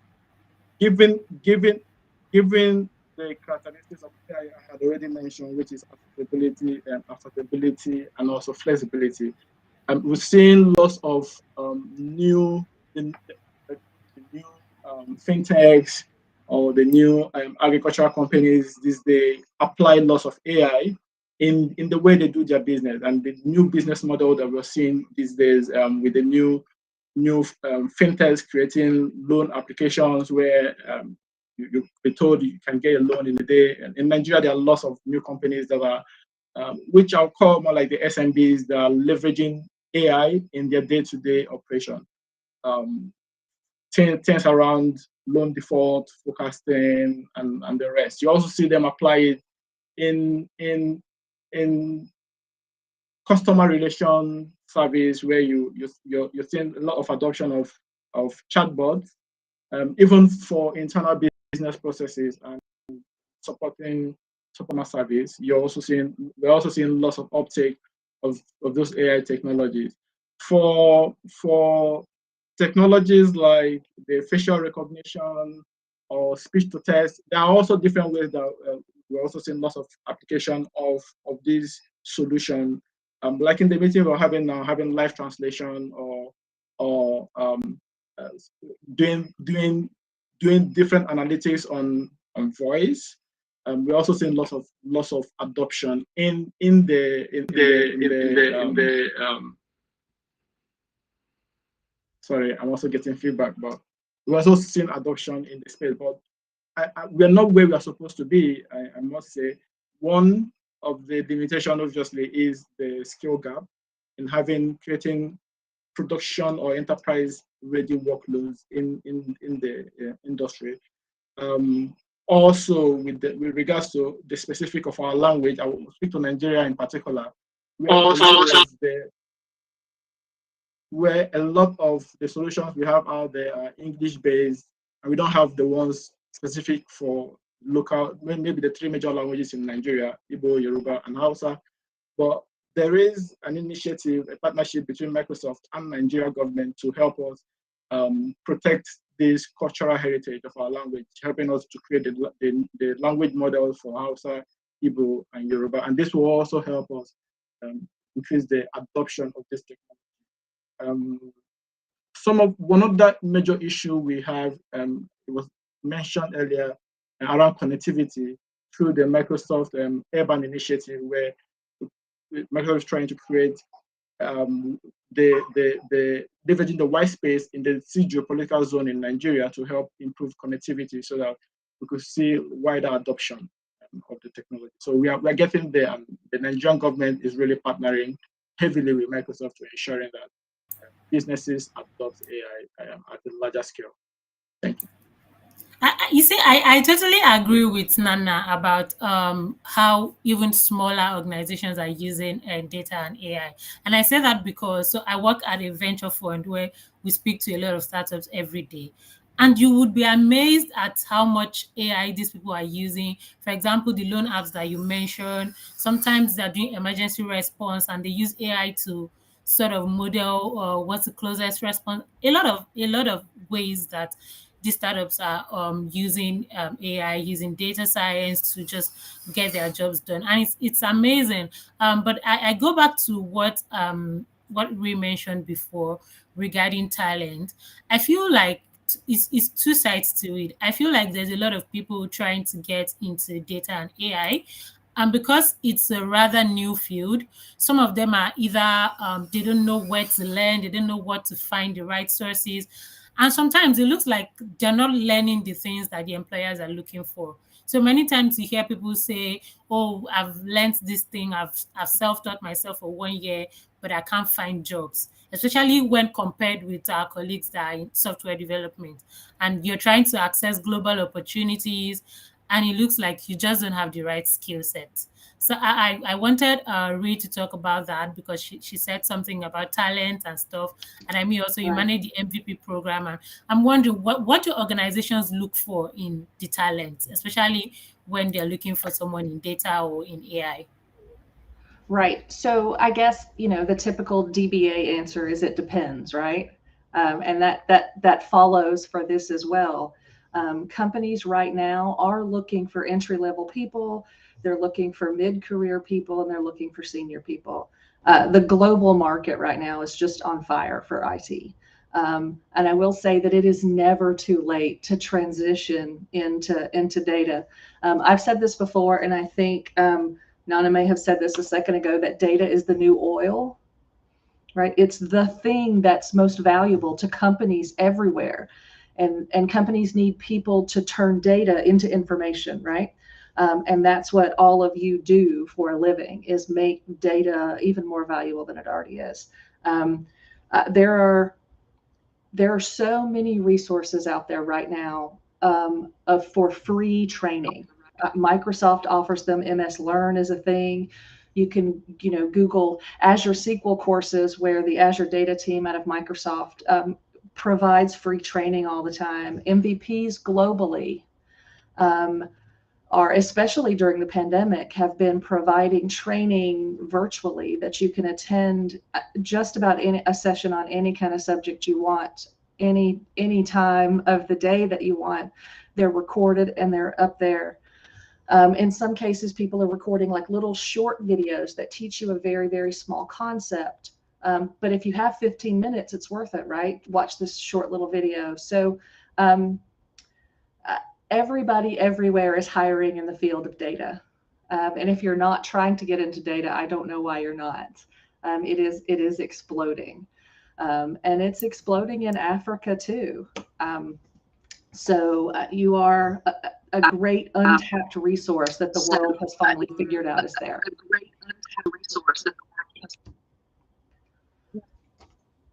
I wanted to ask a question. Elon Musk recently talked about regulations. Yinka, can you hear me? Yes, we can hear you. Yinka, can you hear me? Can I be heard? We can hear you. So, Ree, I wanted to speak on regulations. Elon Musk recently just called on regulation on AI, artificial intelligence, because you know that it takes a human being, and it depends on your mindset to develop apps. You don't know what the danger is going to be, how is it going to be impacted. What do you see as the future of artificial intelligence? And like you said, the world is kind of woke up to the reality that Africa is the next destination. and where we like start harnessing the talent that there are. In Africa today, I know there are loads. For instance, Deji Folari is one of the person that trained me, and I know the number of people that the man has trained. There are quite a lot of resource, a lot of talent. Now, like you said, many organizations are not looking for entry-level employees, and they're looking for senior exec. So what are the kind of things that we need to start looking out for? And what would you recommend should be regulation with regards to artificial intelligence development? Because Elon Musk says is one of the most dangerous things that is out there, because it takes human to develop the technology behind it. Read. Well, so I will leave my personal thoughts about Elon Musk alone. I think he is flawed. But I will say one of the dangers with AI, and it's something that we've struggled with here in the United States, AI is only as smart as the model you start with, right? And so a lot of, especially facial recognition, does a really, really bad job because people started with faulty inputs at the very, very beginning, right? These data sets that they built for facial recognition have caused a lot of damage in the United States specifically, and in parts of Europe, because of a lack of diversity in the set, because of a lack of diversity in the scientists who were building it. It didn't occur to them that they needed a more diverse set. So I think there should be some regulations. I don't know that there will ever be any governmental global regulations that we can put on this. I think AI specialists would probably be well served to police themselves with asking better questions before they start building anything, not just why am I going to build this, or do people need this, but should I build this, and what could the ultimate purpose be used for, and are all of those purposes going to be good and valid and contribute to mankind in a good way. We haven't done a great job so far. We as humanity haven't done a great job so far of pushing this, or at least starting in the right direction. We're kind of late to the game. We have figured out that we didn't do good at the very beginning, and we have to do better. So I think that's another place where Africa is going to become so important, that once we get more of all of you on this call into the industry, right, into the rooms where decisions are being made, into the rooms where this technology is being developed, a more diverse team builds a better product every single time. I can't stress that enough. You bring a diverse background, diverse life experience, diverse approach to everything. And whether that's young, old, people of different races or different colors or religions, economic backgrounds, diversity builds a better product and it builds a better world. So I think that's where the value is going to lie, in bringing a whole set of experiences that I don't have and that my colleagues don't have to the table. So it's an untapped resource that the world has just figured out. I'd just quickly like to add that, like Ree said, the regulations are going to evolve with time because AI and data is pretty new and we're all still figuring it out. But another thing that I'm certain about is that these regulations have to be regionally managed. So the regulations that work in Europe might not work in America, might not work in sub-Saharan Africa. So everyone is going to just have to sort of figure out their own regulations by themselves. And that's where the policymakers have to sort of work together with the industry practitioners so that we can have the right policies that are going to help us to be doing the right things. Can I say something here, please? Yeah. So I think that if anyone or a team is dabbling into AI projects or a program, I think out of sheer moral duty, you should understand data ethics or AI ethics. It's like obligatory, it's something that you should think about.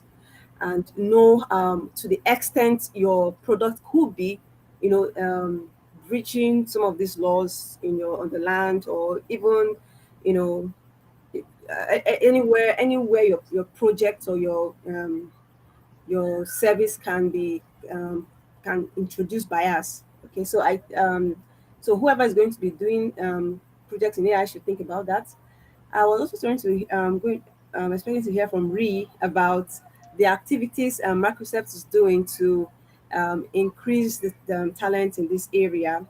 I know about the Microsoft Build. I think there are other ones that that may be beneficial to those that will listen to this broadcast later. I think last year when I tried to join the Microsoft Build, I noticed I didn't see some African teams. I felt like, what can I do? You know how you go to join this community where they're building solutions, and you don't see representation. You see other continents, and you feel left out. You cannot even find someone maybe in Ghana to just do something for Africa. So I feel also that if we're going to use AI properly, if we're going to really go deep down with AI and start somewhere, it has to be something that develops the that's keyed into the SDG goals. Okay, because we are still way back behind in the continent about these goals. So there are many things we can do. Okay, they said the question time is up, so I'm going to end it here. So yeah. So my time is up. Let Dr. Nnanna say something. Yes. Can I just? Yes, please. No, go ahead. Go ahead. She was asking and responding. No, you can go ahead. I was giving her thumbs up. And Yinka can now. I just wanted to say that I would really love to help expand the data community in Africa. We are looking to help fund some user groups that educate people all the time. Right now, I think I only have 3 in Africa, which is underserved. So we would love to have more. If you run a user group, or if you're interested in using a user or interested in running a user group, find me and I will help make that happen. That's literally what I do for a living. Okay. Thank you so much. Okay, it's been so nice being in this session, and feel free to reach out to me, Dr. Nnanna Orieke on LinkedIn, and I can take the discussion from there. Thank you. Yeah, it's been nice chatting with everyone. Yinka, thank you. Thank you so much, Ree. Thank you, everyone. Thank you, Mercy, Thank you Yinka, so and much. Dr. Nnanna. Thank you to all the panelists behind the scene. Thank you for a brilliant session. I'm truly honored to be here. Ree, we have a user group that runs every Thursday. I'll reach out to you. Thank you. Well done, guys.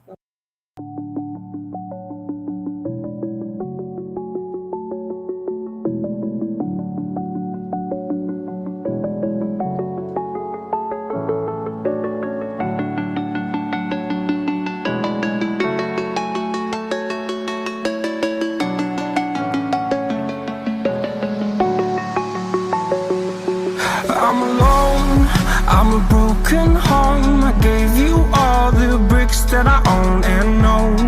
I'm letting go, I'm breaking these walls down, breaking these walls down. If you wanna adventure, then fly to home. But if you wanna travel, then go alone. Yeah, what's the point in us if I never know?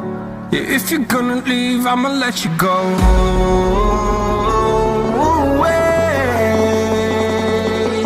I'm tired of the pain. Go away. I'm done with yesterday.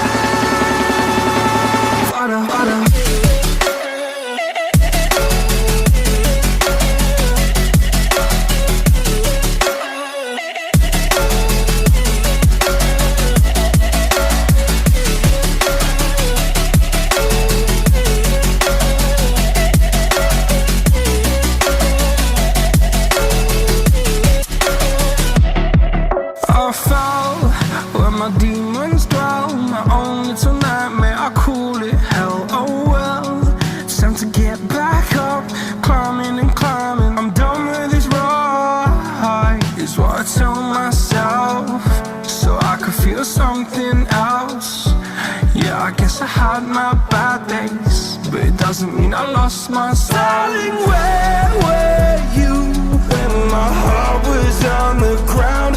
I thought time would prove that you would stick around. I guess time stood still, a king without his crown. Now I'm breaking and you're faking, girl. You never made a sound.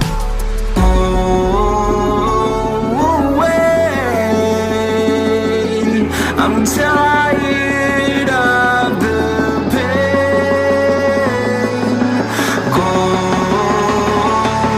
away. I'm trying yesterday.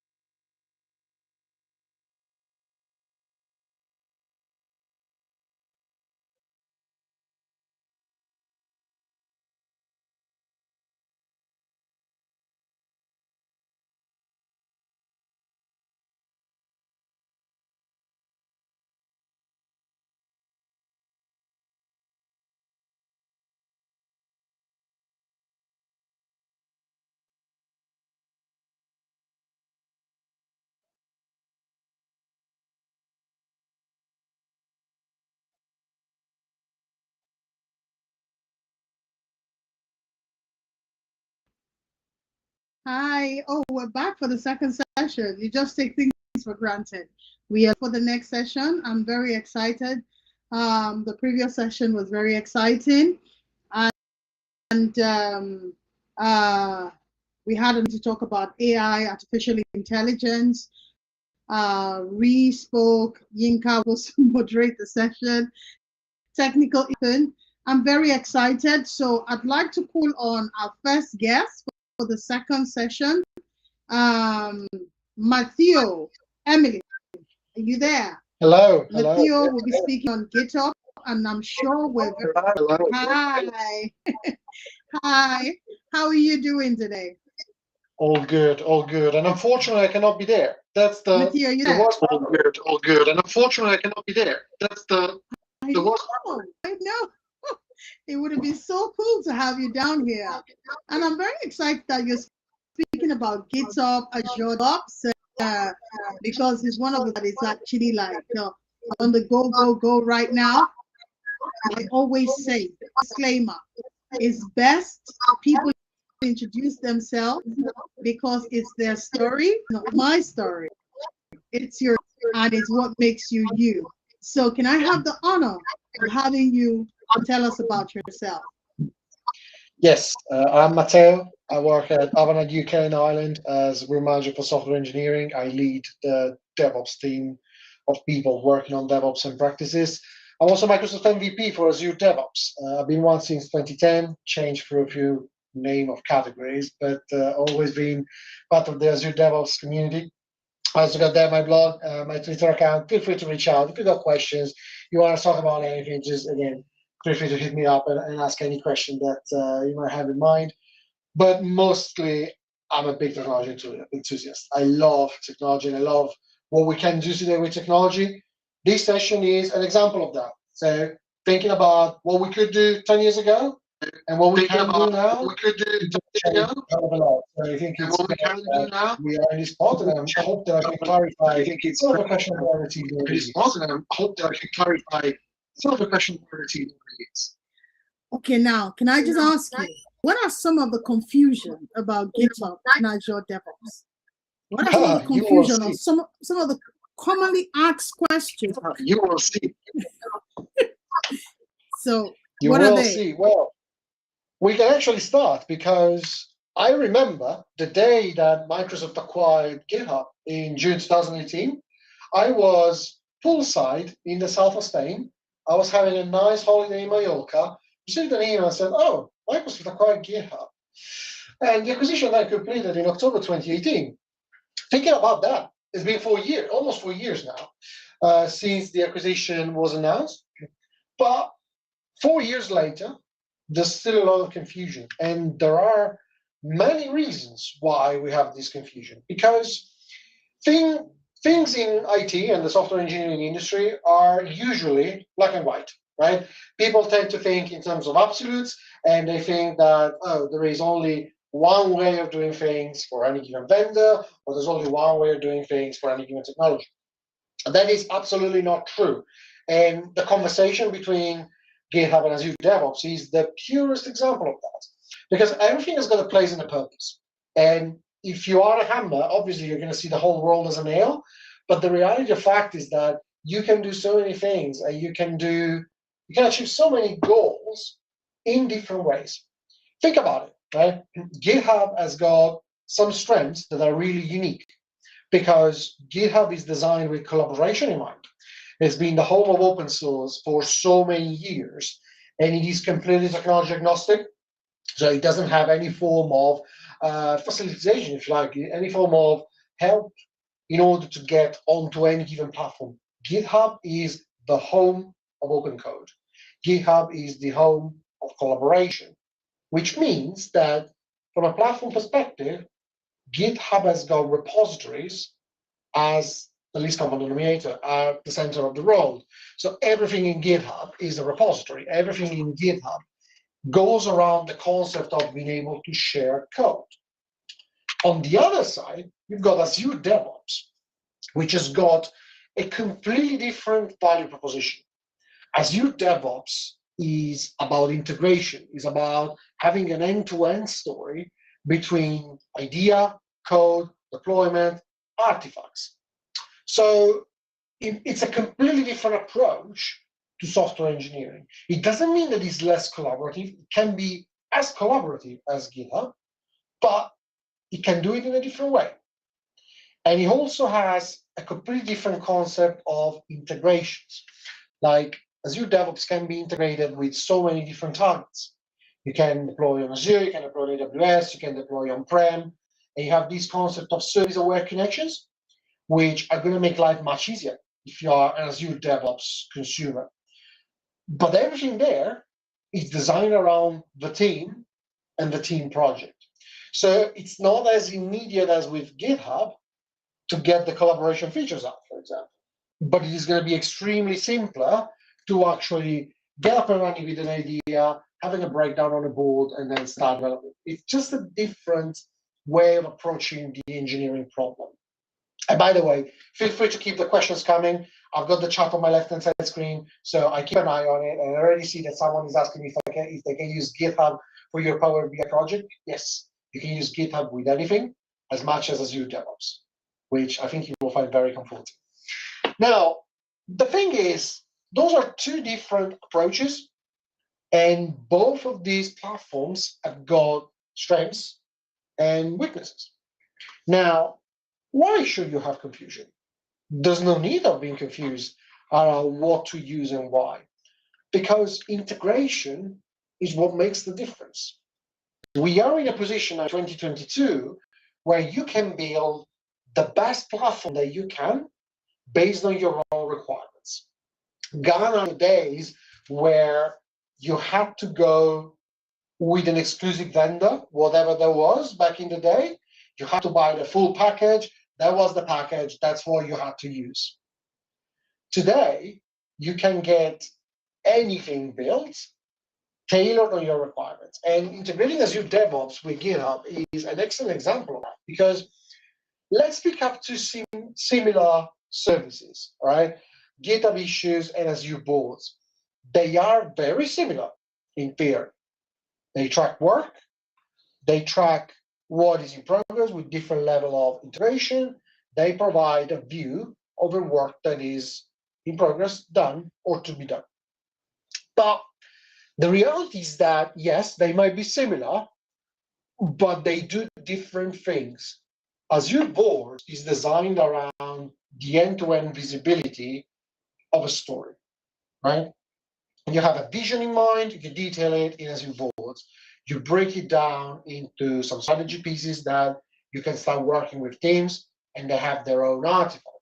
Everything is then broken down into epics, features, and eventually user stories.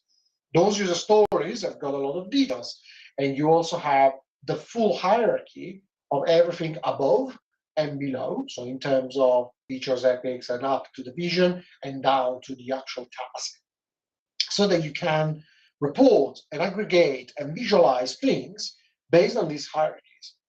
GitHub Issues, on the other side, is completely flat. It doesn't have anything like that. It doesn't have any concept of hierarchy. It's effectively a list that can be transformed into a board. But that's where the similarities end. They both have lots of integration pieces, but they cater to two different requirements. So it's important that you pick up the tool that is most effective for your requirements. Same story, GitHub Actions and Azure Pipelines. They are similar, yes. The actual syntax is very similar. They're both YAML based, and they both run in a similar environment, but they do two different things. Azure Pipelines is designed to do CI and CD extremely well, and it can be used in different ways, both with a YAML version of it or also visual version of it. But the reality of fact is that it's designed to do CI and CD. GitHub Actions, on the other side, is an orchestrator that runs at platform level. Anything in GitHub can be raised towards GitHub Actions, and that's why it's different. If you have a platform level orchestrator, it means that you can react to so many different events that are not strictly related to CI and CD.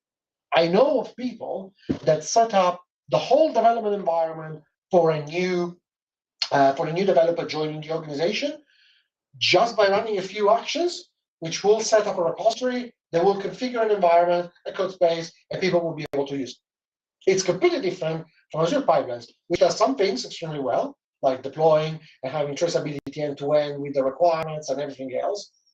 But if you have to do something similar, it's going to require you more effort. The beautiful thing is that you can integrate them. There is at least one simple way of doing it, which is what we're going to talk about in a minute, but you can do it in so many different ways. You have APIs, you have SDKs, and also you can use GitHub Actions. And I am done with the slides, okay? So I'm going to show you the actual how-to integrating these two. Now, what's really interesting is that GitHub is more and more important by the day, because being the home of open source means that so many developers are used with GitHub, right? They're used to it. So if you move towards GitHub Enterprise, in an organization, it means that the organization can immediately onboard so many people that already know how to use GitHub, and they already know all the capabilities of the platform. Azure DevOps on the other side, very mature, absolutely, and most of my clients use it day to day still. And sometimes you have a level of investment that already exists in Azure DevOps. Now, if you pick up something like this is GitHub issues. You can see that GitHub issues is a flat list of items. If you look at the new project beta, you will find that, well, you can create a new project, which I'm going to show you in a second. This untitled project is a good example. You will see that this is a list view with people assigned to it, a status, story point, and whatever other field you want to add. And this can be translated into a different view. It becomes a board. But there is nothing like Azure DevOps, right? There's nothing in terms of hierarchy where Azure DevOps gives you that view. If I pick up anything here in terms of work item and I create a new PBI, this level of information, as of today, doesn't exist in GitHub, okay? And there's no way of creating relationships. So if I'm going to a level above, to features, I'm going to create a new feature. Maybe if I type correctly, that would be a good start. Create a new feature, and then all I have to do is go onto my stories and say, okay, rather than doing planning, I might want to do parents and child relationships. So at the moment, as you can see, it's unparented. I don't have anything. So okay, let me do some planning. And as you can see, what I can do is dragging and dropping my user story on my feature, and it gets automatically parented. Now, this user story, let me zoom in a bit because I think it's very difficult to see this. This user story has now got a parent. And you can do the same, obviously, the other way around. Now, interestingly, this is way more powerful than what GitHub issues can do today because it gives so much more. As you can see, integrations are there, right? Because out of the box, you can integrate the tool. And that's how it's designed to be. If you go into Azure DevOps and you look at what you can do in terms of boards, the first thing that pops out is GitHub integration.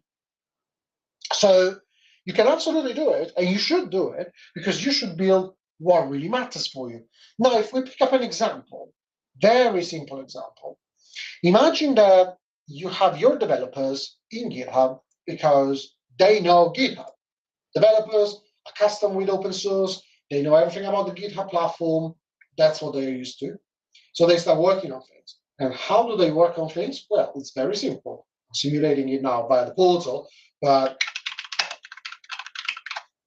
if I'm going to say hello, rather than working in master, what's going to happen is that I'm going to create a branch, right? This branch is going to contain my changes. And these changes will potentially create a pull request, because that's how it works, right? Now, all of this will translate into this. It's not magic, okay? It doesn't have anything magical about it, and it might actually take a few seconds. But if I go to my backlog, I should be able to see in a moment, hopefully, yes, there was stuff running, and it is pushing. It is going to push the PR. Sorry about that. It's not that quick.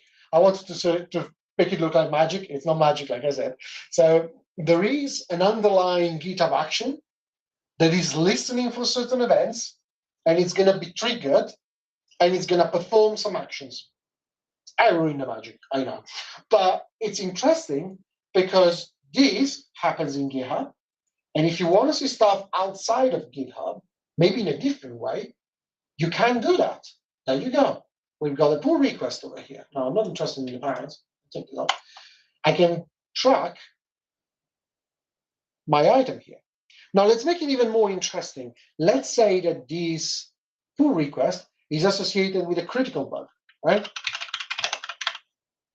So this critical bug has been raised by an open source contributor rather than someone else in the organization. Doesn't matter.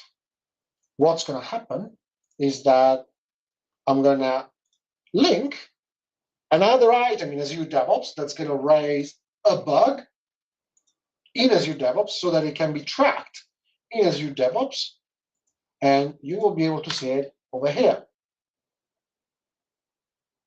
This is integration. This is why integration is powerful. Those are two completely different platforms, two completely different tools, but they can talk to each other with a very good degree of chattiness, of verbosity. Because look, you've got tag support, you've got conversation support with links, and you've got the links of the issue that's connected to it in GitHub. If I go on to the pull request, same story. Tags, conversation, links, link to the pull request in in GitHub directly from the work item. So it is absolutely something that you can integrate. It's stuff that can chat to each other, right?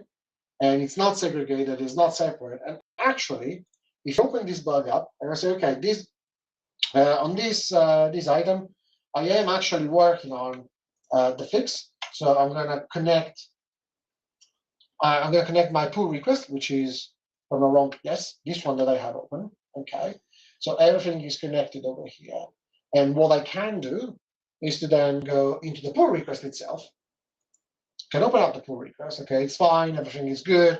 Let's say that the build is passing and everything else. Brilliant. Okay, I'm gonna merge it. So merging it again will trigger some actions. It will trigger some activities. And given that I connected it afterwards, obviously my bug is still closed and everything has been merged. So everything is connected in GitHub. You will see that the number of actions happened, all right? And the number of actions were performed. Now, if I go back here, hopefully, everything is gone. Let me just bring it down. Oh, I can't. Okay, but everything has been closed, marked as closed, because my pull request was closed. And if I look at the bug, which I should be able to do it like this, I go into the board, I will see that, oh, my critical bug, GitHub issue number 34, has been closed. Everything is done automatically by integration. Beautiful, right? Now, this doesn't stop at boards, because you can do the same with another action, another task that happens behind the scenes. So you can have a number of actions here, right? The one that synchronizes issues to Azure DevOps, the other one that synchronizes pull requests to Azure DevOps. Now, I also have another workflow that's called CI. Obviously, I'm not going to run a full-fledged CI/CD workflow right now, just because it takes time, and it is already 7:30. I'm sure you're hungry. So what I'm going to do is run this workflow, which is going to run against the master branch. This is an actual workflow that runs in GitHub. Oops. Refresh. It will run in a moment. And once the runner will pick up, it's going to do whatever it's supposed to do. In the meantime, let's take a look at what it is, because up to now, I didn't show you any code. I only show you what it works. Now, every workflow is hosted inside a specific folder in GitHub called .github/workflows. And then you can call it whatever you like. In this case, I am calling the CI workflow, .NET and all it does is connecting to my Azure tenant, and then it's going to call Azure pipelines. So I can integrate Azure pipelines with GitHub Actions. Let's say that I want to do CI on GitHub Actions, because I want to have it integrated there, and then do CD in Azure DevOps. I can absolutely do it. What's going to happen is that my workflow is going to call Azure pipeline, and if it's done, it's running. It is still running. Takes some time, I'm afraid, but it's going to log in, and then it's going to call Azure pipelines. Up next, what's going to happen is that my deployment build, which doesn't actually deploy anything, shows us queued. By the way, if you see it was triggered 7 minutes ago, it's because I just realized my PC's clock is running 7 minutes behind. So it's acting really, really weird. I got like 7:39 at the minute. Yeah, that's obviously not not be running for 7 minutes, but this is going to be triggered directly from GitHub. So you can integrate the two, and the integration is very seamless. If you want to integrate the tracking side of the stories or issues to Azure DevOps, like I showed you, all you have to do, actually, go back to the code, all you have to do is to use some some marketplace actions, as they're called, so tasks. For example, GitHub action issue to work item by Dan Ellen, one of the program manager at GitHub, which does exactly this. And same story for the other one, the PR to work item. Now remember, this is all about the difference between GitHub Actions and Azure pipelines. You could do the same with Azure pipelines. Nothing is going to stop you from doing that. But the biggest power of GitHub Actions is that it runs at platform level. If you look at it over here, this workflow that creates a work item based on a PR, a pull request, it will run based on the pull request event when it is in this state against these branches. This is where GitHub Actions makes the difference. But it doesn't mean that you have to use exclusively one or the other, because you go on the marketplace and you can connect to anything else on the face of the earth. What is also very interesting is that when you start looking at GitHub, like I said, it's completely different because it doesn't have any strong integration between services and other items. So, sorry, I opened the wrong menu. What happens is that if you want to connect to some other services, you have to use some form of service principal, some form of an alternate authentication, and you will store your secrets over here in the secrets section. Now you will have organizational secrets, which will run across the platform, or repository secrets, which are specific to the repository in question. Remember what we said at the beginning. Everything in GitHub is a repository, which means that your repository is going to have dedicated secrets because your repository is going to contain the actions that will run for that repository. So everything will be contained there. Now, this was a very whirlwind tour of GitHub Actions and integrations with Azure DevOps and anything in between. I didn't see any more questions, so I hope that you didn't leave for food or you were not traumatized. Now, is there any question?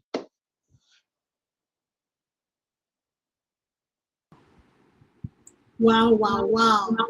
Thank you so much for demystifying GitHub and demystifying Azure DevOps. I use Jira, and I know as an Agilist, it's often the comparison Azure DevOps or GitHub.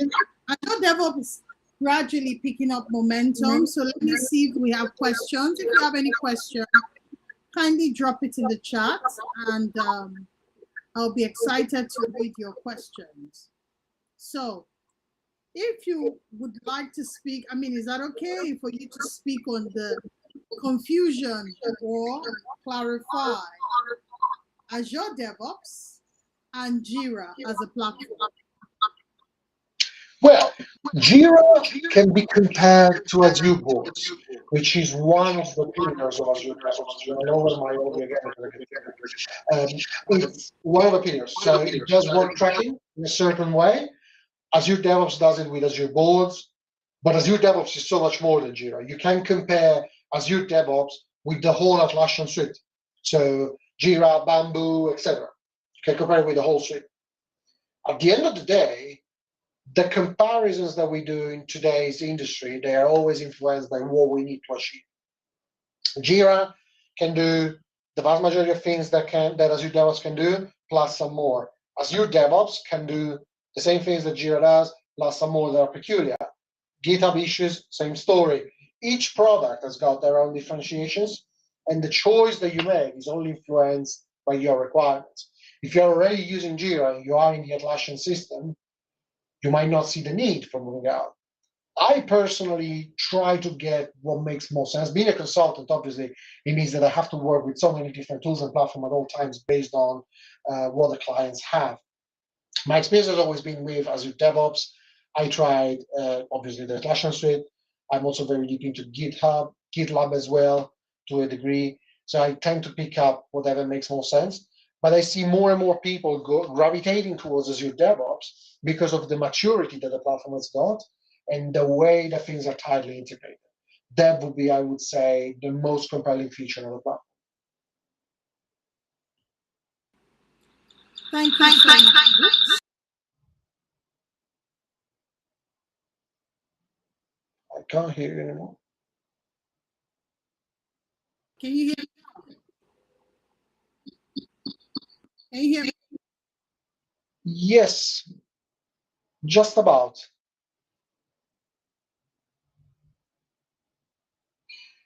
Hello?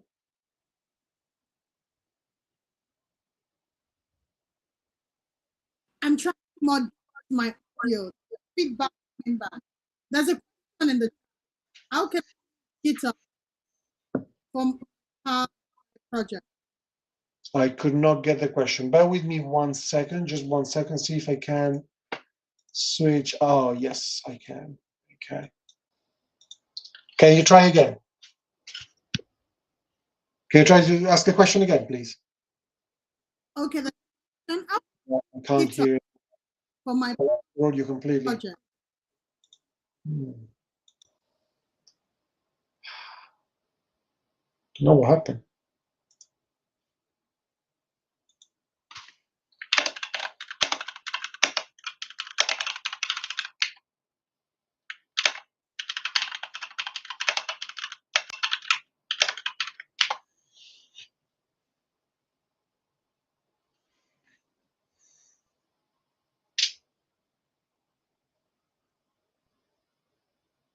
Can you hear me now? Hello? Hello? Can you hear me? Yes, I hear you. Can you hear me? Yes, slightly better. Yeah. Question chat, and I last today. How can you get my project? Oh, the same question that was okay. It's a question that was asked before. So yes, can be used. GitHub can definitely be used for Power BI projects, because what really matters is that it's code files that will end in GitHub. Right? GitHub is a version control system first and foremost. So well, hosts a version control system. So as long as anything can go into Git, then it can go in GitHub as well.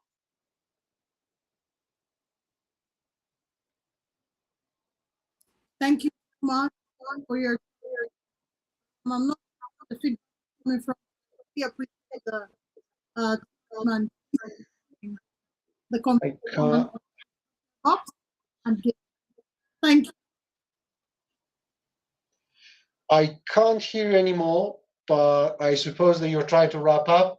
So thank you very much for having me. It's been an absolute pleasure. I really hope that the next time I can actually be there with you. Cheers. Good night.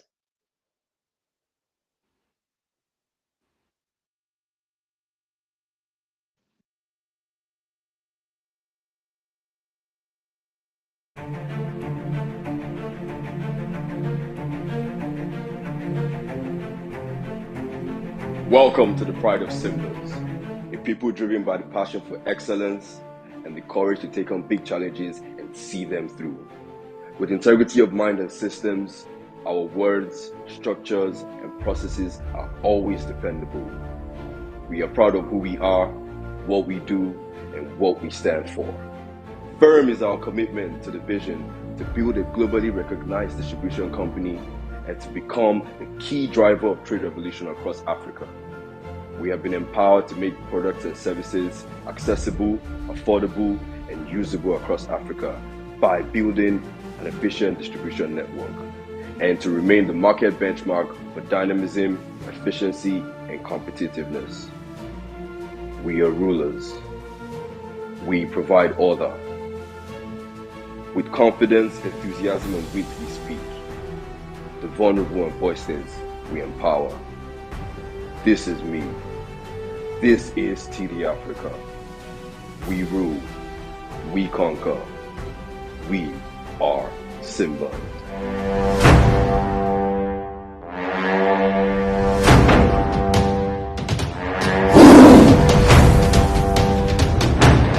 Digitization simplifies the way we collect data. Organizations collect data from multiple touchpoints to enable them to make effective, profitable, data-driven decisions. Yet, a lot of data just sits there. Why? Well, organizations operate two systems: operational or transaction systems and analytic systems. Operational systems are data repositories where you execute business processes. Analytic systems are where you make sense of your data and evaluate business processes. Analysts spend 80% of their time cleaning and preparing data to update routine reports, and only 20% of their time truly brainstorming on the numbers and extracting insight from that data. The result?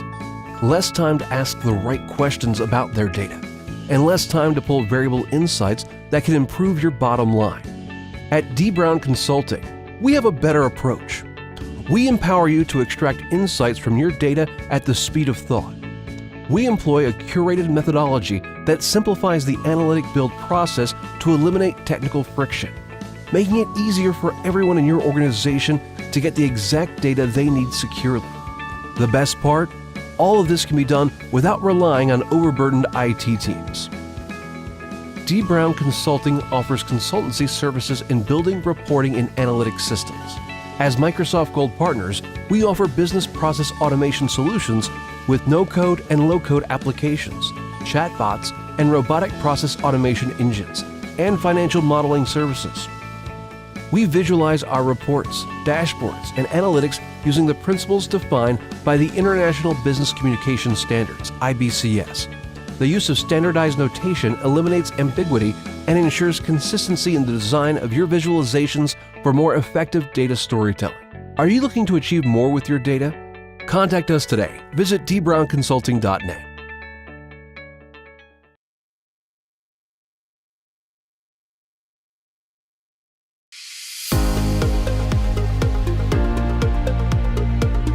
You have a learning goal, and we have just one job: to help you achieve it and deliver at your convenience.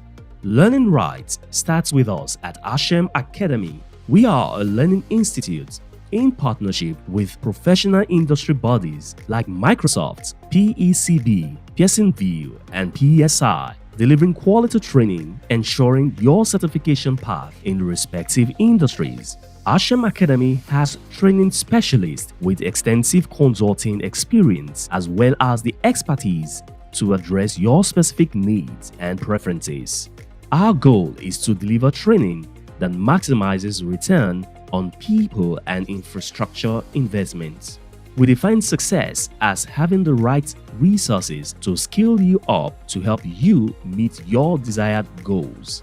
Our job at Hashem Academy is to empower you to be successful at every stage of the learning journey, from training to certification to establishing professional credibility. As a certified learning partner and authorized testing center, our facility has proven to be one of the best in the country as we get to reach the needs of all ages, young, middle-aged, and those in the advancing years, making learning simple and affordable. We care about your skill development, and without breaking the bank, we present you with great opportunities to showcase your competency and expertise in your area of specialty, aiding career advancement or personal goals tracking.